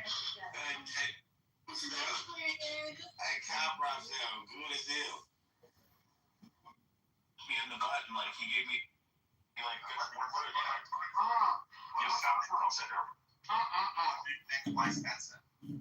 Your stance is that if they're gonna take over and shit, we just pay the jizya and they'll be kind of nice to us sometimes. That's what you want my stance to be. No, that's what you just said. Your question was a very simple question. Would you rather have Jews or Muslims? I said secular Jews or practicing observant Muslims. Okay, my answer is practicing Muslims, and I can give you the reasons, and you're more than welcome. Yeah, you said because you just have to pay the jizya, and then everything's fine, and sometimes they're nice to you. Sometimes they fuck you in the butt, and sometimes they beat you with a stick, but other times they're just nice to you. Sure, we can agree to disagree. I would rather have Stockholm syndrome. I would rather pay jizya than have someone try to convert my kid into a faggot. So that's just my humble opinion. You can disagree, that's fine. Hey, moderator, rabbi. Abortion, doesn't want trans, he doesn't want all that LGBTQ stuff. The Muslim isn't trying to mark it. Let's let the top Jew Messiah. Okay, so Evital is a campaign contributor, and I just wanted to give a campaign contributor an update. We filed. You're drunk. I'm not drunk. I filed objections. Okay, you might be projecting. I filed objections against Darren LaHood and against the Democrat candidate. 2 objections were also filed against me. And that's it. They were filed in triplicates, and the court case is, I think, November 18th. So this all goes to court, and now I've created a time rift because last time I ran, I didn't file the objections, but this time I did. So if an objection nullifies an objection, we're going to be on the ballot. What the fuck are you saying? What are you saying? I filed with the Illinois Board of Elections legal objections against Congressman Darren LaHood today because he only has 1,000 signatures. You need 1,550 to get on the ballot. So I might be the de facto Republican candidate because I can get him kicked off the ballot. No, that's good. Well, John, check your text message. That means the Democrats are going to win. Well, I might get the Democrat candidate kicked off too and be the only candidate on the ballot. So I might be the de facto candidate. It's going to have to be some type of negotiation because they can challenge all of my signatures, and I'm pretty sure they can get me below the threshold. But if everybody's below the threshold, then they negotiate the settlement, and everybody's on the ballot. Nobody fulfilled the minimum requirements to be on the ballot. Yeah, that's right. But how am I going to be able to suppress people under if you were a congressman? If it was your rule, how would I be able to leverage politics to keep everybody down? Blackmail. Have you heard his recordings on here? Blackmail. There's nothing interesting in these recordings. There's just people using profanity. That's it. Randy, can you play the clip of John saying, look at these Jewish niggers? Never said that. John, can you check your text message? Never said that. No, I know. We would never actually do that to you, man. But we did mess around with AI response. You win, man. I really do. I think you're a crazy son of a bitch, and I think we need more crazy son of a bitches in there. In all honesty, like, this guy is as weird as you are. Like, you're more transparent than anyone really, because everything you do is recorded. Yep. So it's like the highest level of transparency. It is. I would just hope that you would lean a little bit more communist.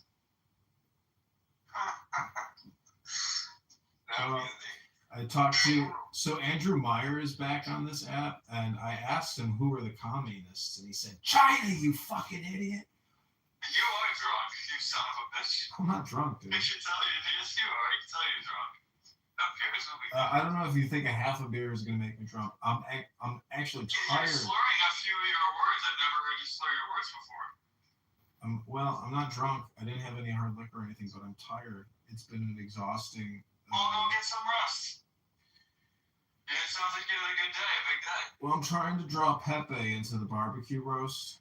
Can't get him to appear though.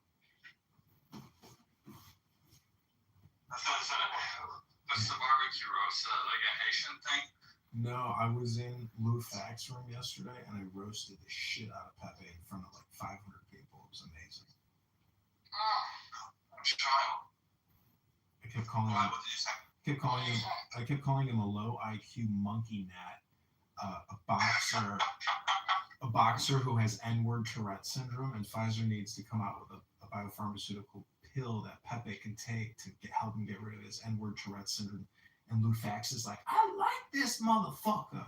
I'm supporting candidate John. That's right. But I also roasted the COVID-19 vaccines, and there were other people on there that also roasted the COVID-19 vaccines. So you're calling political power, that's why. I am recording. Well, this is the craziest thing is there's only 3 people running for Congress in this district. There should be like hundreds of people. So all these congressional seats, this is how small the world is, basically never go opposed. So that's like the biggest trip of running for Congress is you realize that it's just an open field for who can essentially organize to do, to organize to run for Congress. It's very simple to do. So it's just like shocking to me how small the world is. Most people, they have a job and stuff. Well, but you really don't want to get into politics, man. You gotta be a little off. What Lou is actually trying to say is that most people actually go out and work and produce goods and services. That's not what I'm saying necessarily, but that's also true. I mean, look, you're fine with opening yourself up to, like, look, I would never get into politics, man. I wouldn't want to expose my family to like that shit. Well, it's a very nasty world, dude. When I took the train downtown and you see everybody just working. Right, it's not worth that. None of it is worth that. Well, everybody's working, but everybody still has their political positions, and most people are very angry. Things just won't get better for anybody unless they try to take some type of political ownership, because your political ownership affects your adjusted gross income at the end of the year. No, but that's why you're wrong. You don't need to, because of globalism. I don't need to take political ownership. I can go somewhere where I'm fine. No, I don't think he's wrong. It's, you have the means to do that, but then you're already at a point where, like, the political, it doesn't even affect you. For most people, they're not at that point. But the politics does affect their daily life. I mean, it's affected your life. Look, you fucking couldn't leave the country for a very important, like, event. Yeah, but I survived. That's fine. Yeah. But it's just surviving and thriving are two very different things. Well, if you no, but that's the thing. Well, hey, me not being able to travel at that time doesn't mean I'm not able to thrive. And if you're unable to thrive, then that's time for you to move. I'm in the French side of Canada. Like, okay, if that's a real issue for me moving forward, I'll move somewhere else. Okay, so zoom out. If Canada itself is an issue, I'll move to the US. If US is an issue, I'll go to Europe. It doesn't matter. My point is, you don't have to get political power and fight for and focus on politics is for poor people. And you don't have to focus on it because you can move somewhere else thanks to globalism. Hello. Are you saying that fucking? I mean, I feel like we do have to focus on it. Hi. The child. Yes, hello. Hi, I'm sorry. I was just popping in because I'm currently studying this, and it's just nice to hear people actually talking about it who don't seem crazy. Oh, yeah, you got the wrong room, Lily. Better start running. Kick this kid out of the room. Kick this kid out of the room. Don't let her see the truth. Kick her. Kick this kid quick. Don't let her know nothing. Spare this little one, Rabbi. Spare the children. Think of the children. Spare this child. Kick her. Where are you from saying y'all is offensive? I'm from Arizona, and I am offended by y'all. He's offended. He's offended. Hey, Lily, do you have your parents' permission to be on? Yes. I'm from California. Oh, that's good to know. How old are you? I'm 17. How? Red flag. Kick immediately. We all love Epstein, but bro, we don't have to, Yeah, this is for the campaign. For the record, I do not love Epstein. With all due respect, kick him. I don't think it's a question that I think it's true, you don't have to. You should. I mean, you should love everybody. You should. Yeah, exactly. You should. Well, if you love everybody, you love yourself. But you know, you have to admit that what Epstein was doing was lewd and disgusting and abusive, manipulative behavior. But for guys like Randy, though, you know, if you're on FetLife all day long and you're arranging all this, what happened to Bonsoir? I mean, you just abandoned her, and now you're here all the time. That's his girlfriend. Too soon. With all due respect, David, you're the guy popping bottles of champagne, you know, in the gold room, or what do they call the room at the strip club? Champagne room. Well, for the record, I wasn't the one that went to the strip clubs. I'm not going to say Rabbi was. There was somebody else. I'm not going to name names. Don't be anti-Semitic. Don't be anti-Semitic. Yeah, it was Diego. We know Diego was there. No, Diego wasn't there. All right, well, then I guess Diego wasn't there. Oh, yeah, Rico. No, it wasn't Rico. Oh, it was Lou. No, I'm not a strip club guy. Who was it? No, Who was the other guy? Oh, Ewan. Ewan. Well, I was talking about Montreal. I don't know what you guys I don't know. That's Toronto.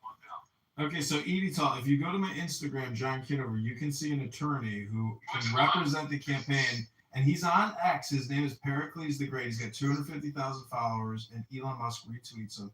I got a selfie with him. We hugged. He said he would represent the campaign and cut me a deal. Nice. It goes to election court, and it's just 20 attorneys fighting in a court, you know, on behalf of the candidates. It's crazy. A lot of money gets spent here. Hundreds of thousands of dollars get spent trying to challenge petitions and kick you off the ballot.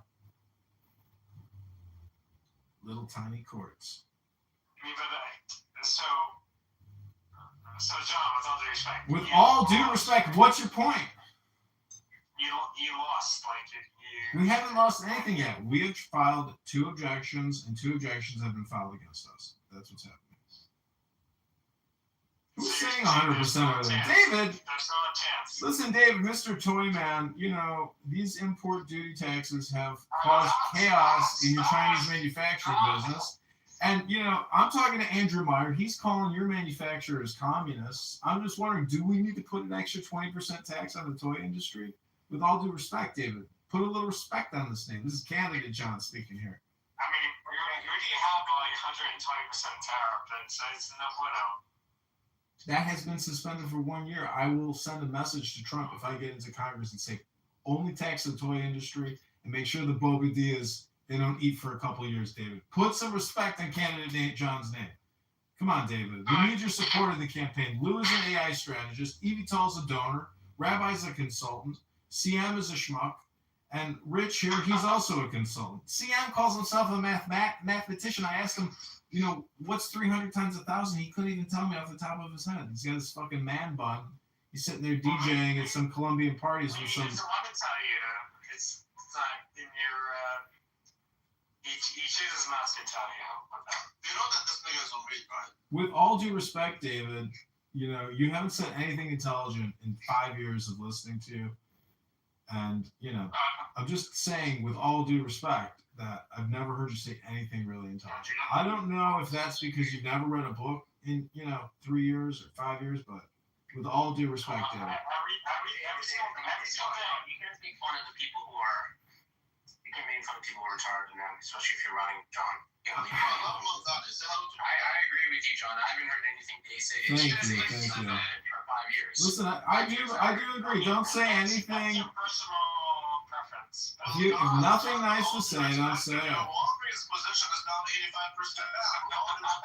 Yeah, but the peanuts are 85% off. Right now, if you've been roasted every single person in this room, we're not voting for you. I'm in. Thank you. I'm in, John. You turn me over. Thank you. Buy some Walgreens stock. I buy all my peanuts there. Great deals on the peanuts. Cashews, almonds, pistachios. With all due respect, David, your toy business is finished if I get into Congress. I'm jacking those Chinese tariffs up 100%, particularly on the Bobadilla franchises. What's taking me higher than it is now? Yeah. Is that a real photo of Mondani? Is that real? Yeah, that's Mondani with a keep on. He's Jewish now. And I'm the great Mondani. No, what was that? It's like a week ago or something. Oh, child. But why surprised you didn't say you Chinese nigger? Well, that's the other word. Okay, is it... I mean... I boomed the room. Who boomed the room?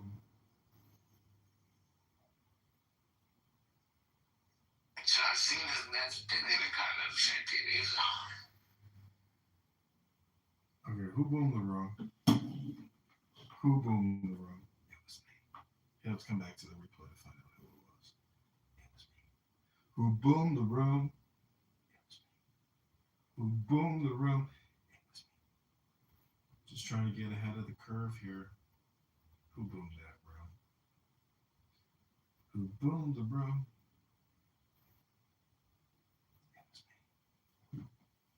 Okay, welcome to Who Boomed the Room. This has also been Pepe the Barbecue Roast, John Kitover candidate.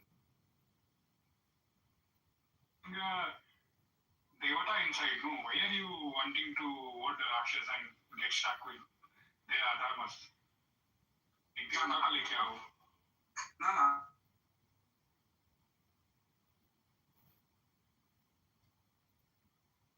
Welcome, I'm Donnie. Who boomed the room? No idea. But they'll be entering for this. Good. People must be held accountable. Rabbi just opened the room. Oh, great. They'll be held accountable. But who boomed the room?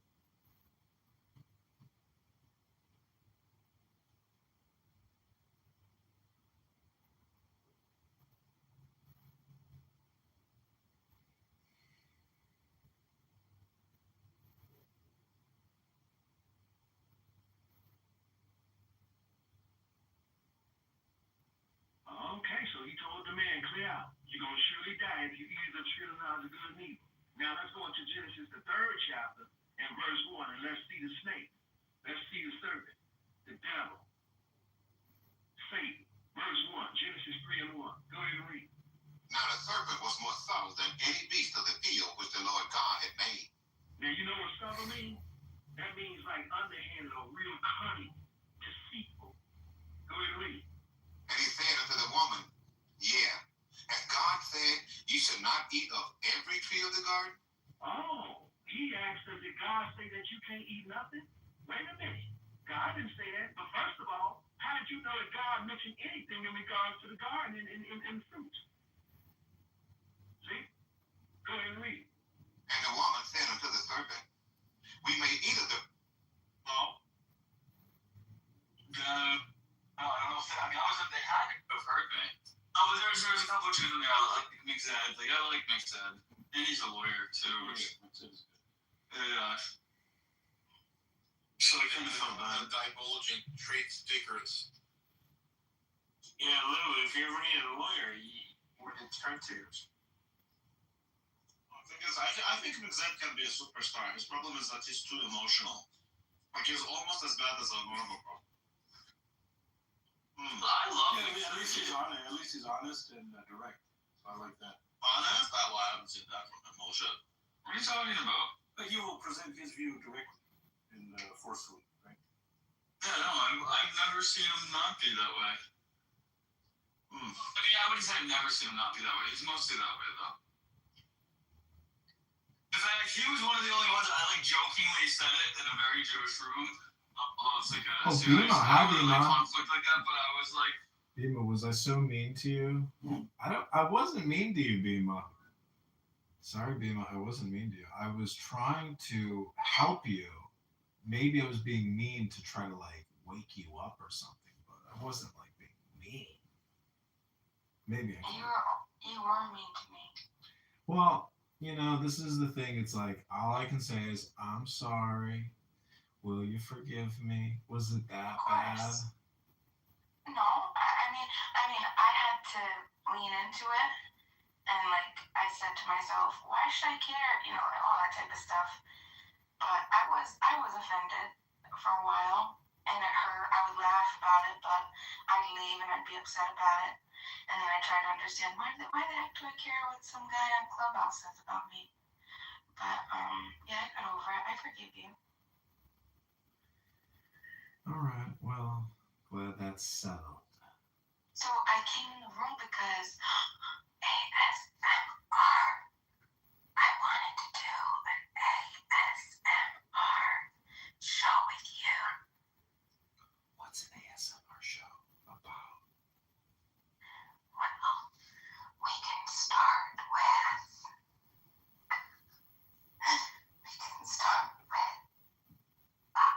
talking a little bit like this. Is this an ASMR show now? We can say, hey, come closer. Closer than that. I want you to hear every sound and every breath like I'm right next to you.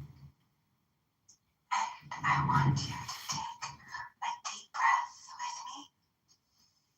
In and out. And exit. my people. We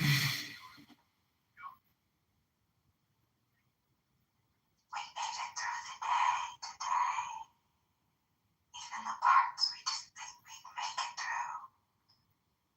I'm proud of you. This is Bima doing an ASMR show in my other room.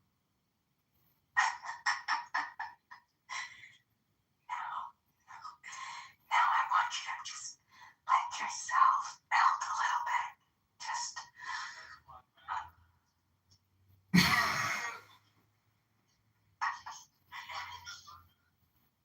can't laugh. Have to relax. I want you to close your eyes. Everything can wait. Everything can wait. The world can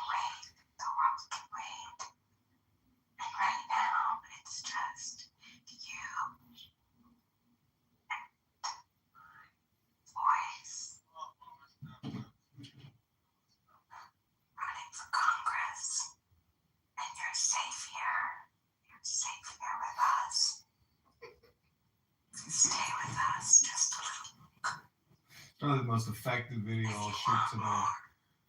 You can follow John's ASMR Hypnosis Relaxation Sounds Room. Join and follow him. We saved a spot for you.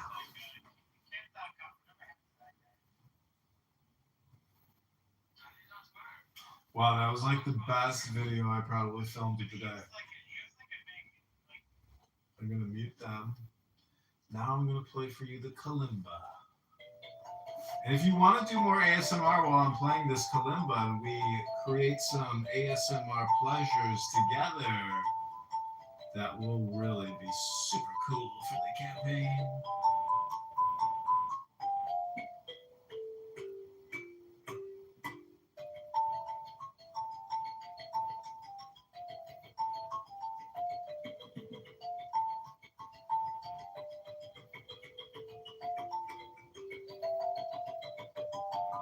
As I was filing the objections today, there was this older gentleman there who took about 17 minutes to fill out some paperwork in front of me. Like, he could have stepped to the side. But anyways, I filmed the whole thing, so, killed two birds with one stone. But as I was sitting there waiting, guess what I was doing? I was breathing.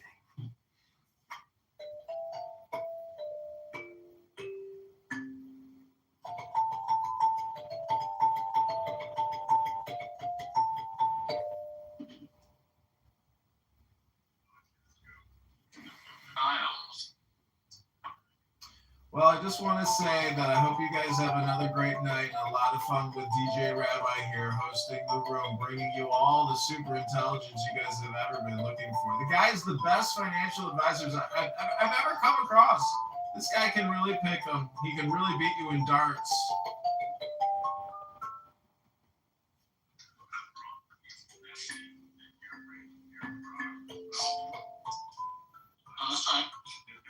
Yeah, your ASMR was a big success. I can restart my live stream, and that's when we should do a new one. Let me give you a countdown. Because it's when you start and stop, that's when a huge influx comes in, and you only got a couple seconds to keep the audience. Listen to this.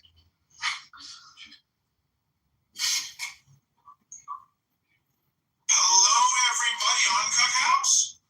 This is John Kitover, all the way from Mississippi. I'm now touring here to appeal to the nigger population and their support for the Yiddish kikes in Chicago. Wow. I wish you happiness, health, wealth, joy, and peace of mind. Vote Kitover and go to the gym, fatty. What was that? Holy shit, that was an AI rendering of my persona. Is that really the way AI thinks I come across? That's outrageous. Wait, are you serious? Well, that was Randy McDickerson, a.k.a. this fake Jordanian shawarma manufacturer.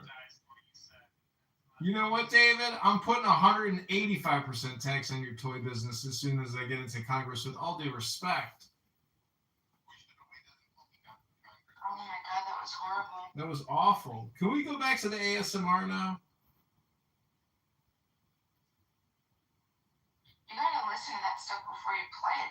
Jeez, John. I didn't play it. They live streamed it on me to try to, F with the campaign by saying the N-word. These guys think they're being slick. They're just like immigrant, little children on a social audio chat app on a conference call thinking they're smart.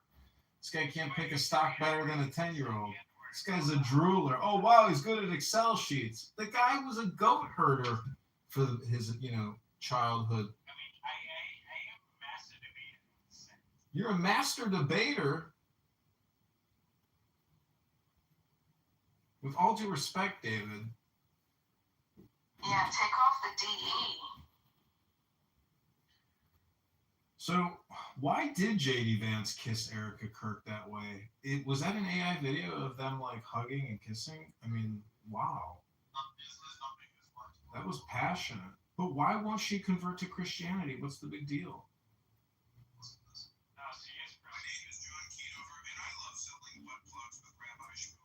Butt plugs pump, but they don't dump.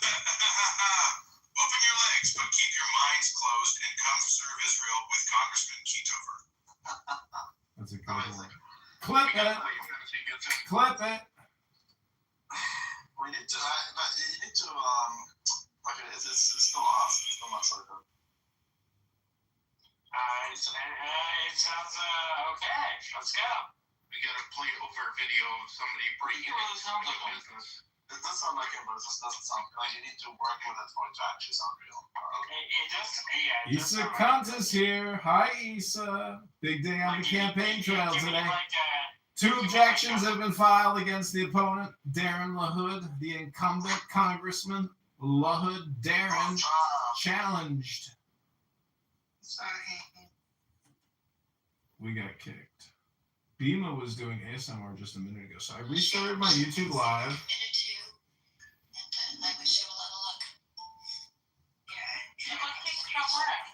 From Randy's room.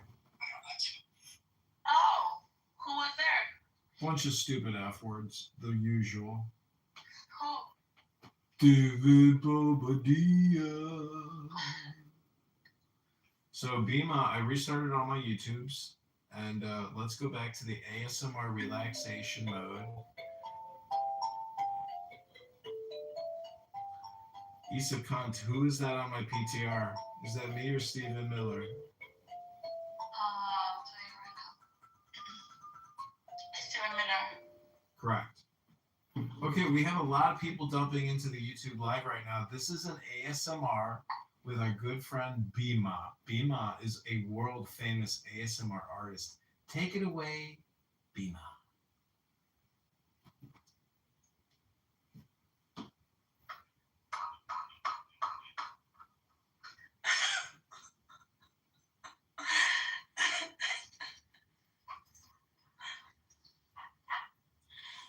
Can I tell you something? When I was legendary, I'm up against massive competition. The one and only Issa. Great. Yes, people, but you have the top lips. Top lips like this. Top lips. Let me tell you a little bit of something that is a little bit unsettling. Yes. Yes. Let's talk about technology and how technology is learning how to sound like you. Exactly like you. Exactly like you. Your tone.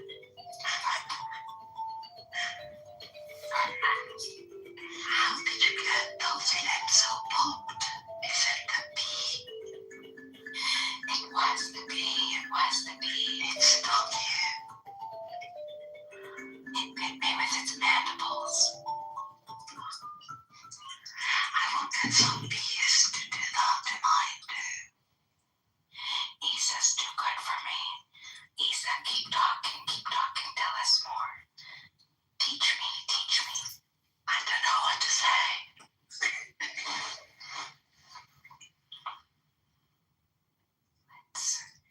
Let's talk about the technology. I didn't say technology, Issa. Technology. I hear you say it. Someone technology. Oh, it's so good. That is so good.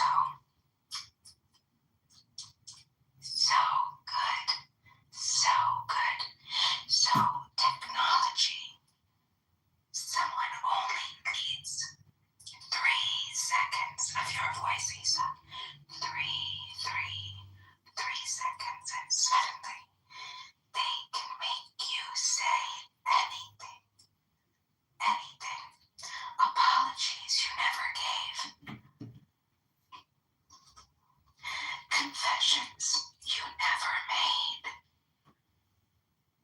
Or worse, opinions that you don't hold or don't believe. Like we just heard. Imagine a politician like John Kitover in Illinois 16, District 16, Kitover. Oh, you're so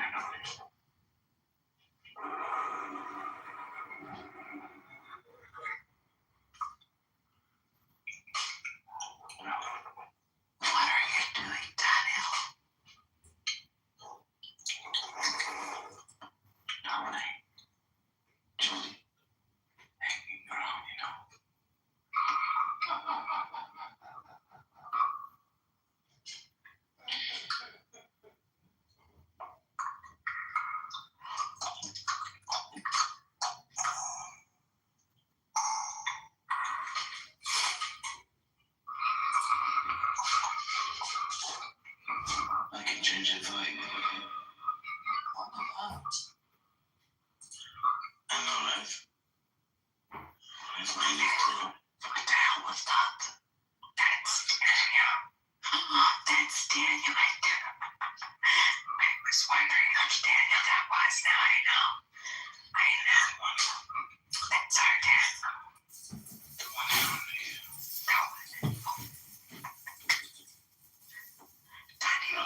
Stop pretending you don't. All right, listen up. Stop pretending you don't see what's going on here, all right? Guys, they're not even trying to hide themselves. They're lazy. They're obvious. And yet, folks still repeat them because it's just so much easier than. All right, this is an ASMR. What the hell was that? This is an ASMR only whispering, please.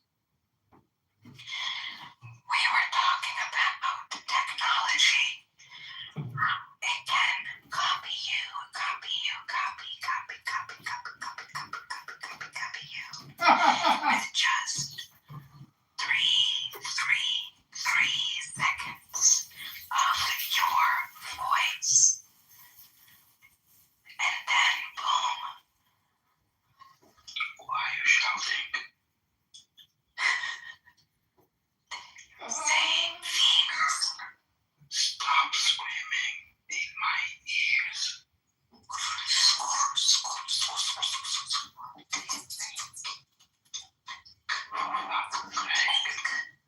Look, why is she screaming like this? I'm here going to this room and spoke to us like this. I'm here. We have Callie.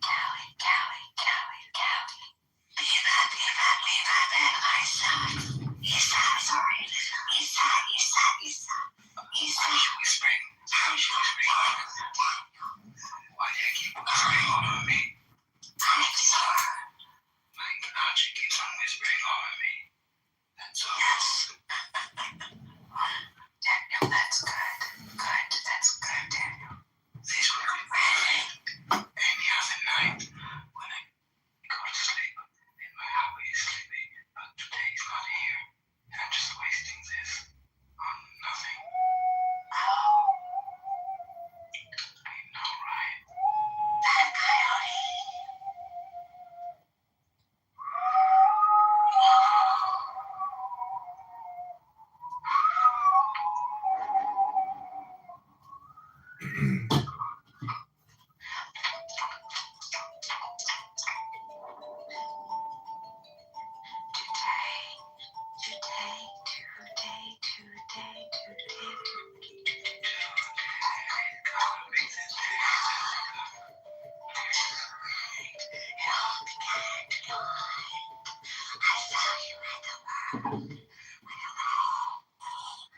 Isa, she's back here, so I do a little crash.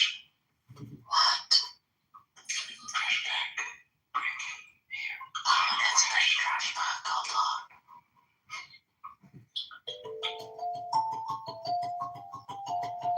I just picked a bit. I'm picking more people.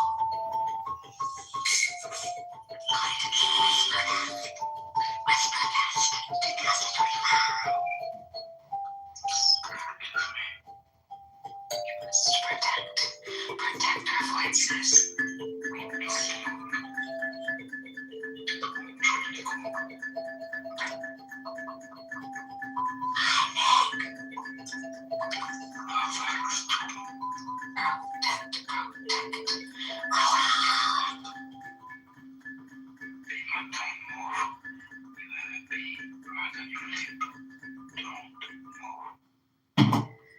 Well, that bee is what makes her lips look so sexy.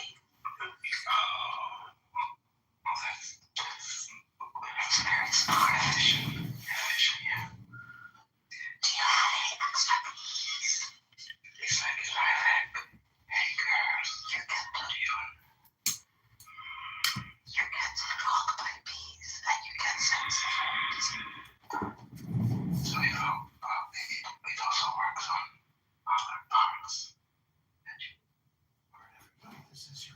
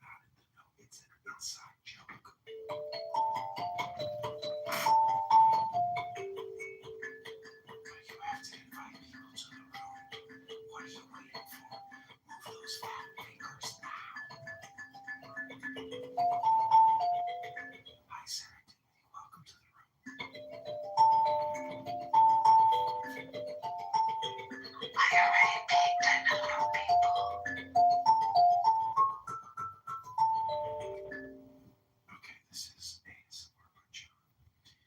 But I think they're blocking you. All of them.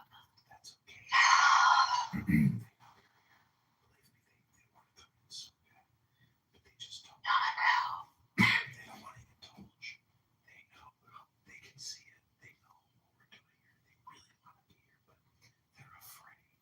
They're afraid that they have to. Afraid of what? You know, that they have to stop using vulgarity, profanity, swear words, racist terminology. They can't. But we're also using swear words. Fuck. No. We're talking about people with Down syndrome. You know, autism. We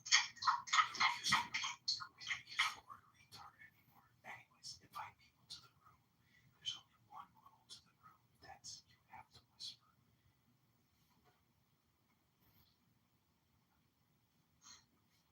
Or you make cool ASMR sounds.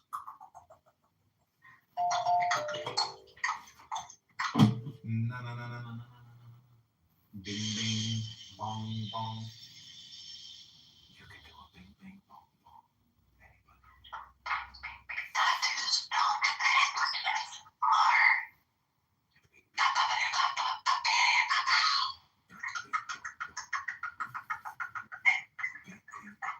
Also, if you have Truth Social, download Truth Social on your phone right away. Oh, hell no. Do you have Truth Social? Download Truth Social. Hi, Akima. And Mel C. Hello, Mel C. Now, Mel C. We're here today.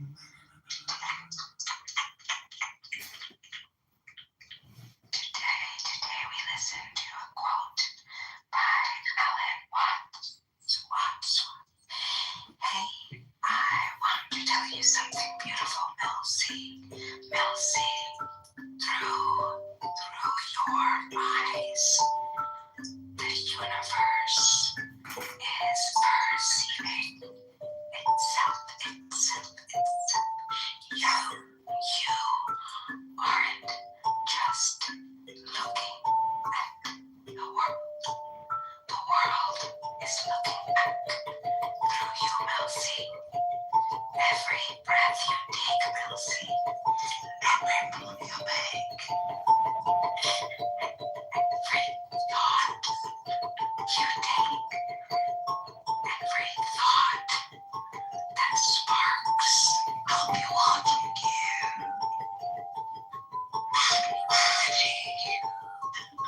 This is the universe, Melcy, becoming aware of its own existence. Alan Watts says, you, Melcy, are the witness, the observer, the mirror. Do you know what would be an amazing business idea? An app that reads the whole Bible in ASMR. Yeah!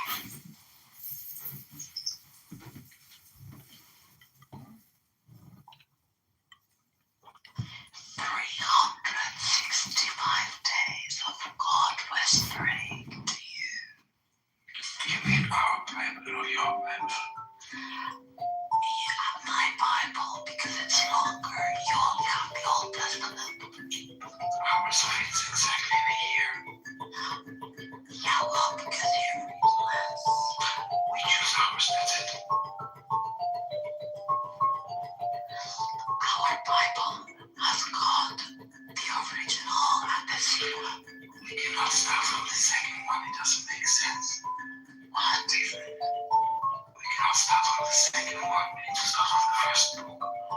Yes. And then we look around in ASMR.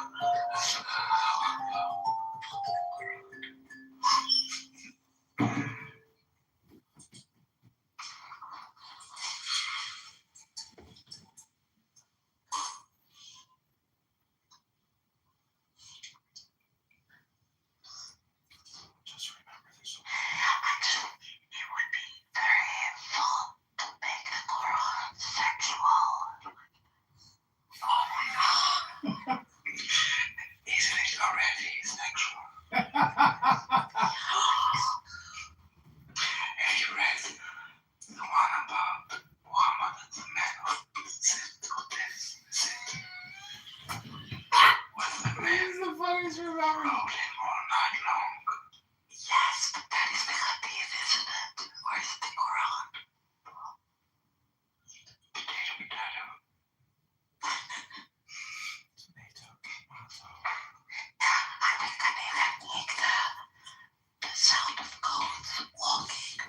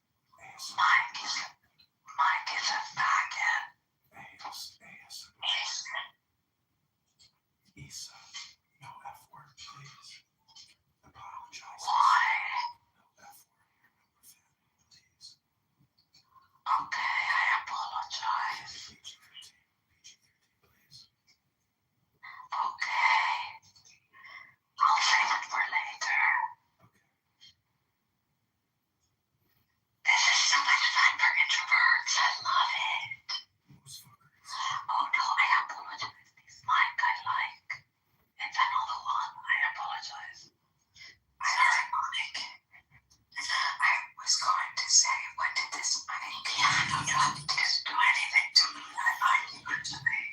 Such a great guy, this mic. I am Mike. This mic.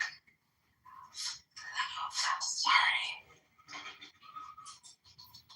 Love. We love. We this mic. Yes, it was a mistake. So a different mic is gay. Is he gay? No.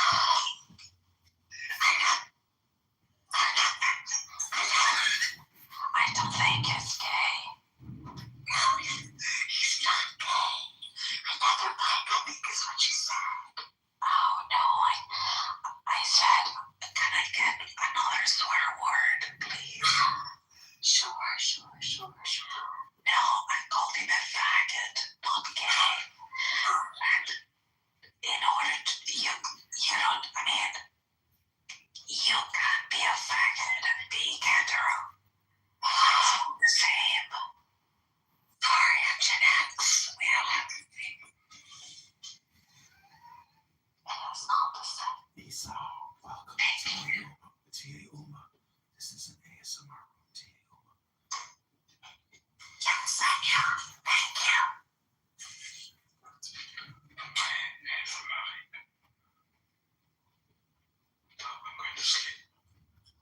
I am going to sleep. I'll see you all in my dreams. Goodbye.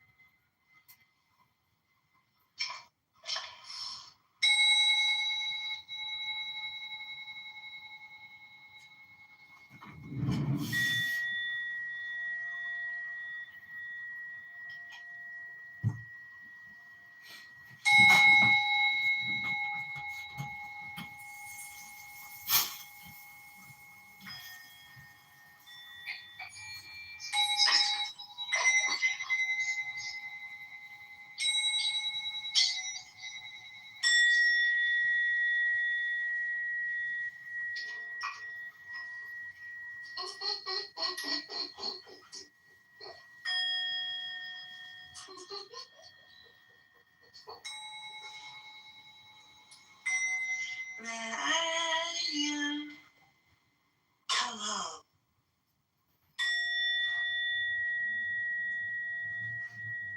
Come home.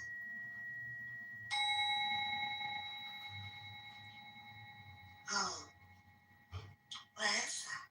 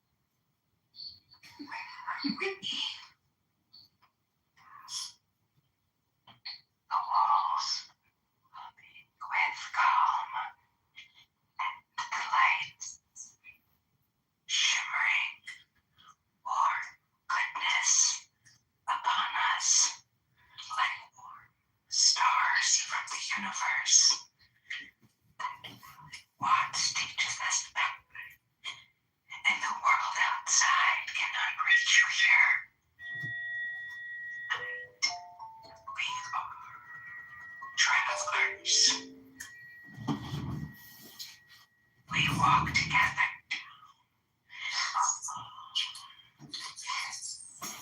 Beautiful. Cherry pie. Cherry pie is good with cherry pie. Cherry pie fingertips. Yes. As we dip it. Our fingers and cherry pie. Suck the cherry pies off the tips. Ice cream. Ice cream and dip. That's good. Melty, melty. We're traveling. We're travelers tonight. Traveling. Today. Let's breathe slowly. Let's listen and hear the sounds. Soak it into your soul. Balance.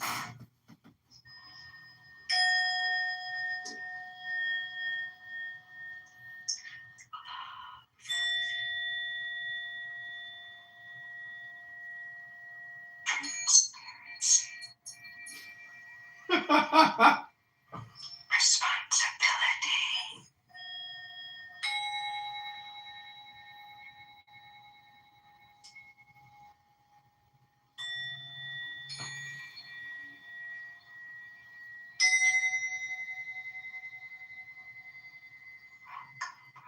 Travelers, have you heard of John Kitover? John Kitover, ex-congressman. Question, question, question. Yes, yes, yes. Will the streets be safer with John Kitover? Welcome, John P. Will the schools teach truth under John Kitover? Yes. Yes.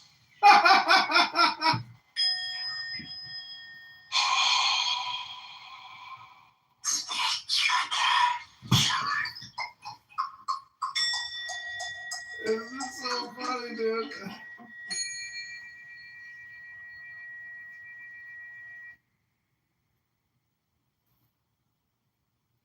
Come and have your voice heard.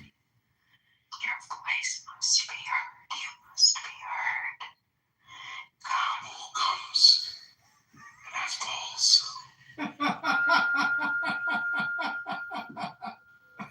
Oh my god, this is so funny. This is so fucking funny.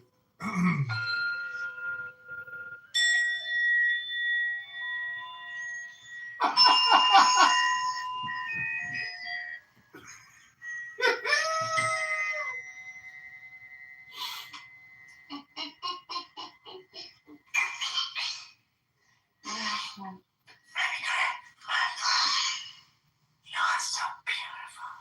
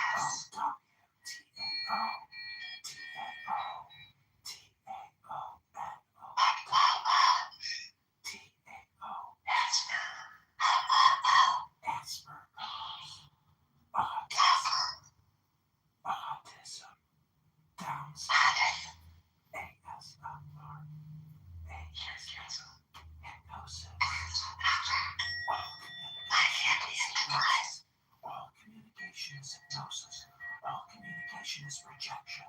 All communication is spam. All communication is political. All communication is propaganda. ASMR. ASMR. Hypnosis. Relaxation. Sounds. OHM. OHM. O.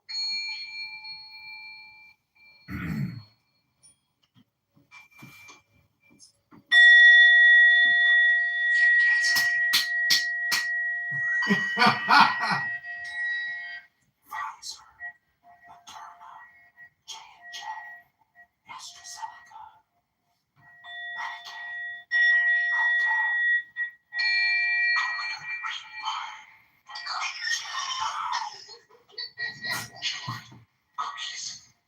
chocolate, touch chocolate bar, coconut bar, banana bar, cherry bar.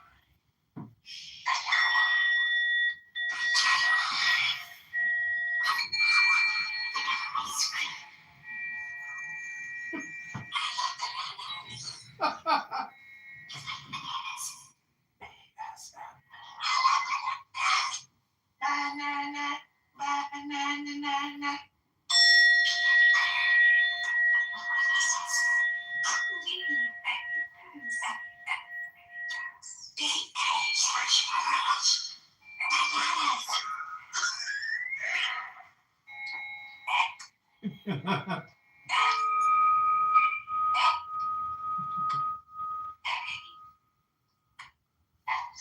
Cherry pies, banana pie, chocolate pie, ramen,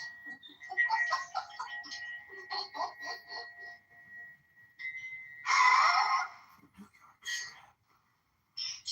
strip, asparagus, lobster, shrimp cocktail, hot dogs, cheeseburgers, pizza,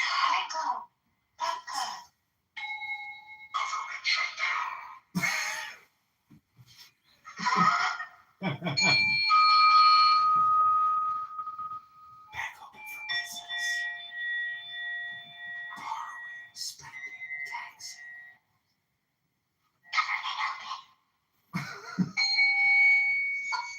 Big government is the solution to all small problems. Wealth redistribution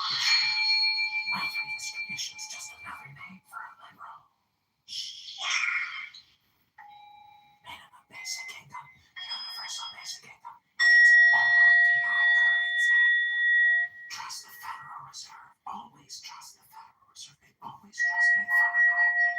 Always trust the military. Question authority. Question authority. Think for yourself. Question authority. Think for yourself. Question authority. Think for yourself. Stop thinking at your problems. Stop thinking at your problems. The more you think, the more. Nancy Pelosi is finally retired. Nancy Pelosi. Bing, bing, bong, bong. Bing, bing, bong, bong. Bing, bing, bong, bong. Bing, bing, bong, bong. Nancy Pelosi. Nancy Pelosi's finally retired. Nancy Pelosi's like $4.7 trillion. Nancy Pelosi is the richest, best country in the world. We love you.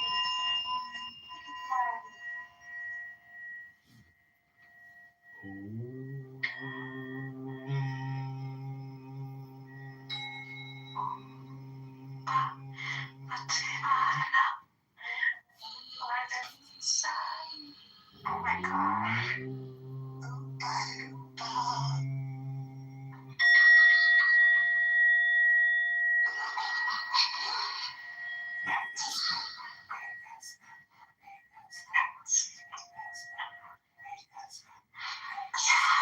Let's wake up the penis.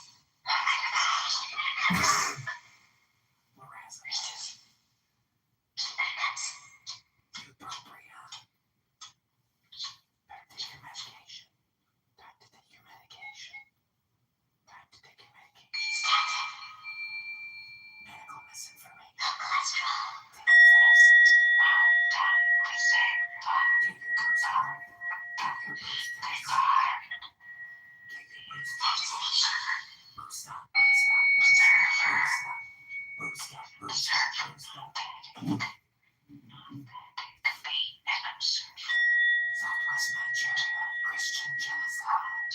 Southwest Nigeria, Christian genocide. Goodbye, goodbye, goodbye, goodbye. No goodbye. No goodbye, friends forever. No!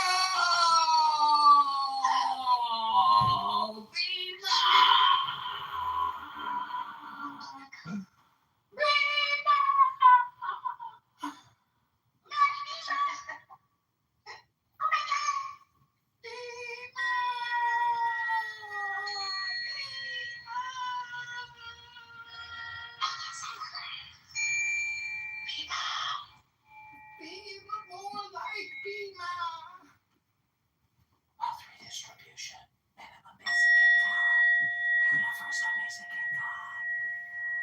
Stop the wars. Stop the wars. Shh. No more wars. No more wars. No more wars. Those were some big bombs we dropped on Iran. Boom.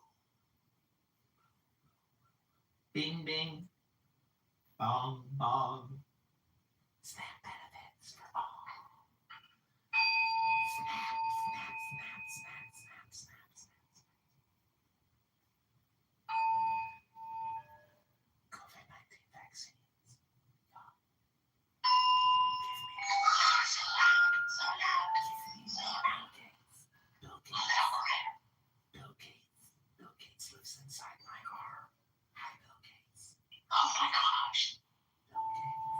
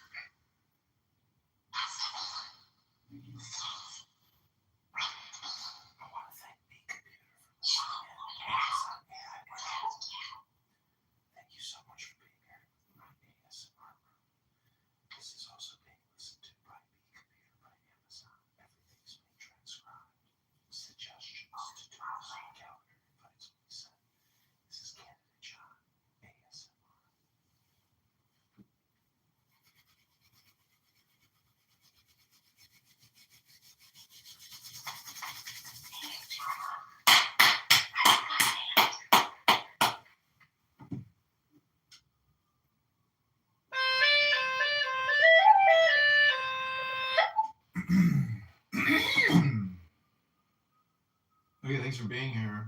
This is John Kitover running the 16th district against Darren LaHood. This is my ASMR evening meditation comedy self-actualization experience.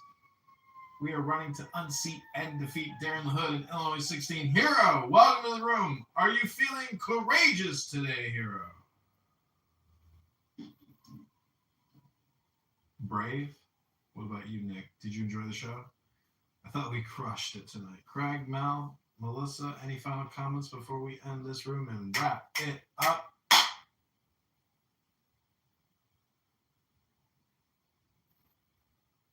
No? Cat's got your tongue? Okay. I understand.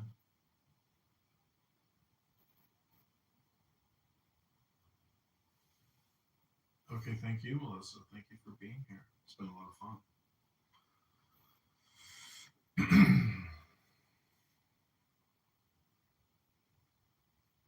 Craig, anything you want to say before we go? Let me look at the chat.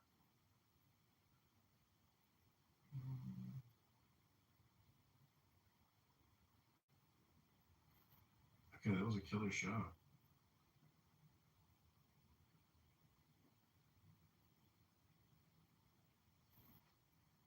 Okay, everybody go to johnforcongress.com. Click the link above if you want to donate. Website is johnforcongress.com. The antidote campaign link is above. Click that if you want to donate $5. Callie, welcome. Timok, wow, Timok coming to the show. Maybe we'll just leave the room open. People keep floating in and out. We're going to go Talking Apes, see what they're saying in there. Hi, Timok. Timok, we have filed objections to Darren LaHood today.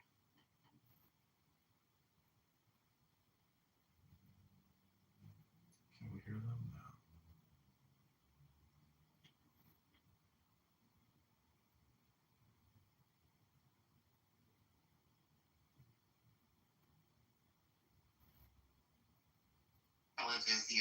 You know what I'm saying? Like, it's not in the institution. I'm just sorry, it's just not. Dr. Amos Wilson tells us that the measure of intelligence is the ability to be able to problem solve and set goals. And I think today's Negro has brain rot or brain atrophy to such a degree that they couldn't solve their way out of a wet paper bag. What do you think about Cornel West? I think he's a good-looking gentleman, nice gray hair,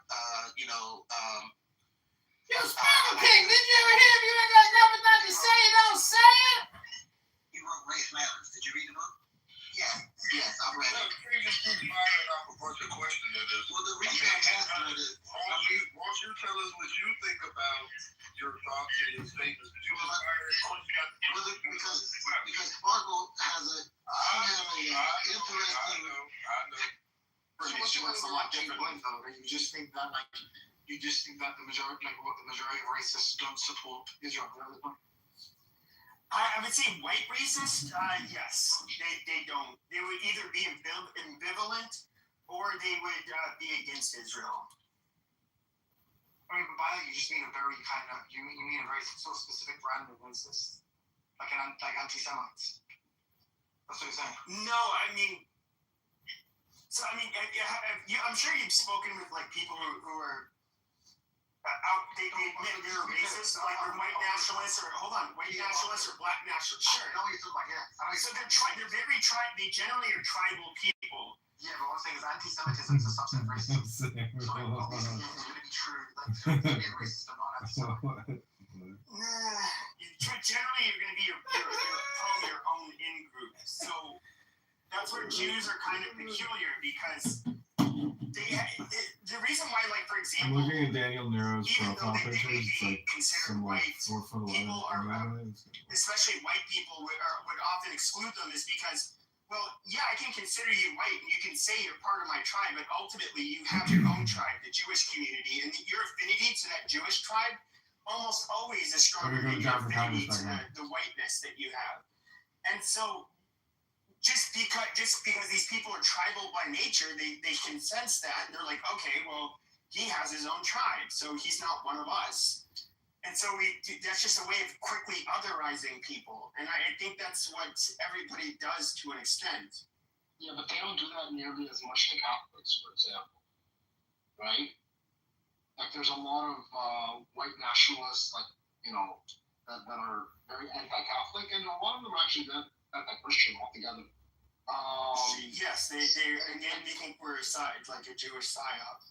Yes, there is that kind of branch of the white nationalists, but they don't do like this message is to Airbnbs as well as other hosts. Be careful who you let in your apartment because this is what I consider a trash rental. Yes, they could look at a Jew as somebody who will never be a part of the tribe because he's born a Jew.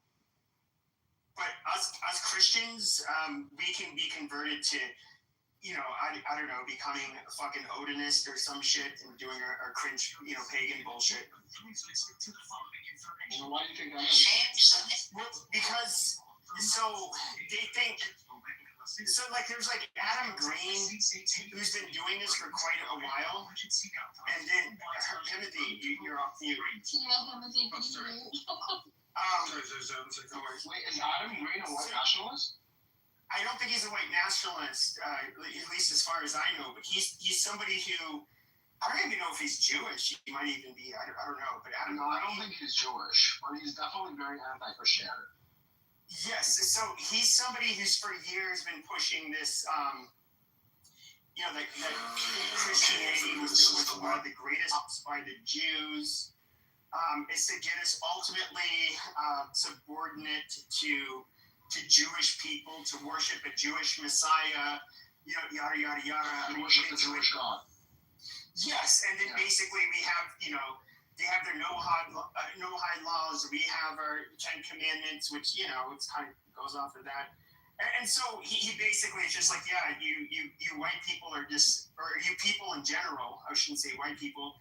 You guys are being psyoped by these Jews. Then you have some like much lower IQ neo-Nazis that have, as of this past year, have been really pushing this shit, and this has been their angle. But anybody who calls themselves a national socialist, in 2025 is a fucking retard. Okay, nobody takes them seriously. There's no. Yeah. Okay. Wait. Something here is just going on about where he's like, the reason they don't want to consider them white is because they have a different tribe. They call me white, and I don't want to associate with some tribe of fucking white people. Are you serious? Like, it was just like, no. Like, your head has been melted by like complete gibber. No, I don't think you understand. So, Gibberish. if you're a white white nationalists, for example, you realize you might get some. There's probably the most. So Stephen Miller is. I can't think he's anything but a white nationalist, but you know he's the one in government that probably has the most exposure. At the end of the day, when you get a Jewish person, you have to understand they have to pick and choose their tribe. Hi, Callie. No, as a white Jew, you're. Callie, that was fun, wasn't it? This room was a lot of fun. It was fun. I didn't know what I was walking into just now. But I just want to thank you for the laughter because I really needed it. It was so much fun. Yeah, that was the first time I've ever done, a room like that and just forced whispering. Thank you for having it. I didn't know that you did that, and I was just scrolling through. I was about to deactivate, actually, so you helped renew my faith in Clubhouse for 1 more week. Yeah, so see, you're probably affecting people out there that you don't even know. I agree. I think ASMR and trying to create deep states of relaxation for people is, kind of tricky. But that was an amazing, Mozart experience. Because I'm filming all this. Yeah, I hope people enjoy it. You filmed it all? Yeah. Okay. I would rather not see it. Like, when I have stuff at work like that where I'm filmed, I just don't want to see it or hear it. Let it go out there. And I had such a good time. Thank you so much. So I'm going to do it again. Hello. Okay. Bye.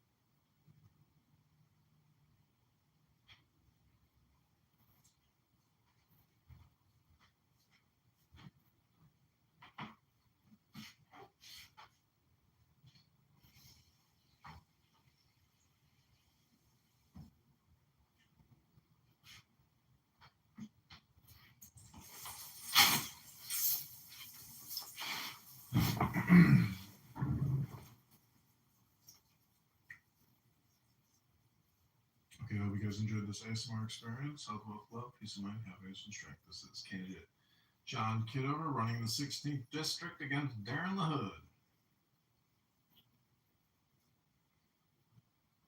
Get it.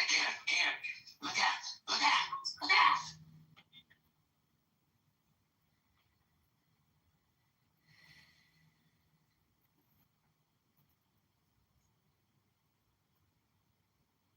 Okay, everybody, go to johnforcongress.com. Thanks for being here.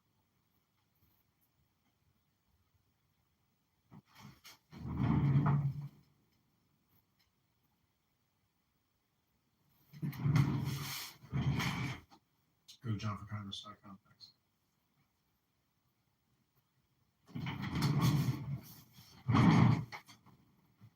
Go to johnforcongress.com. Thanks, everybody. Hope you enjoy this.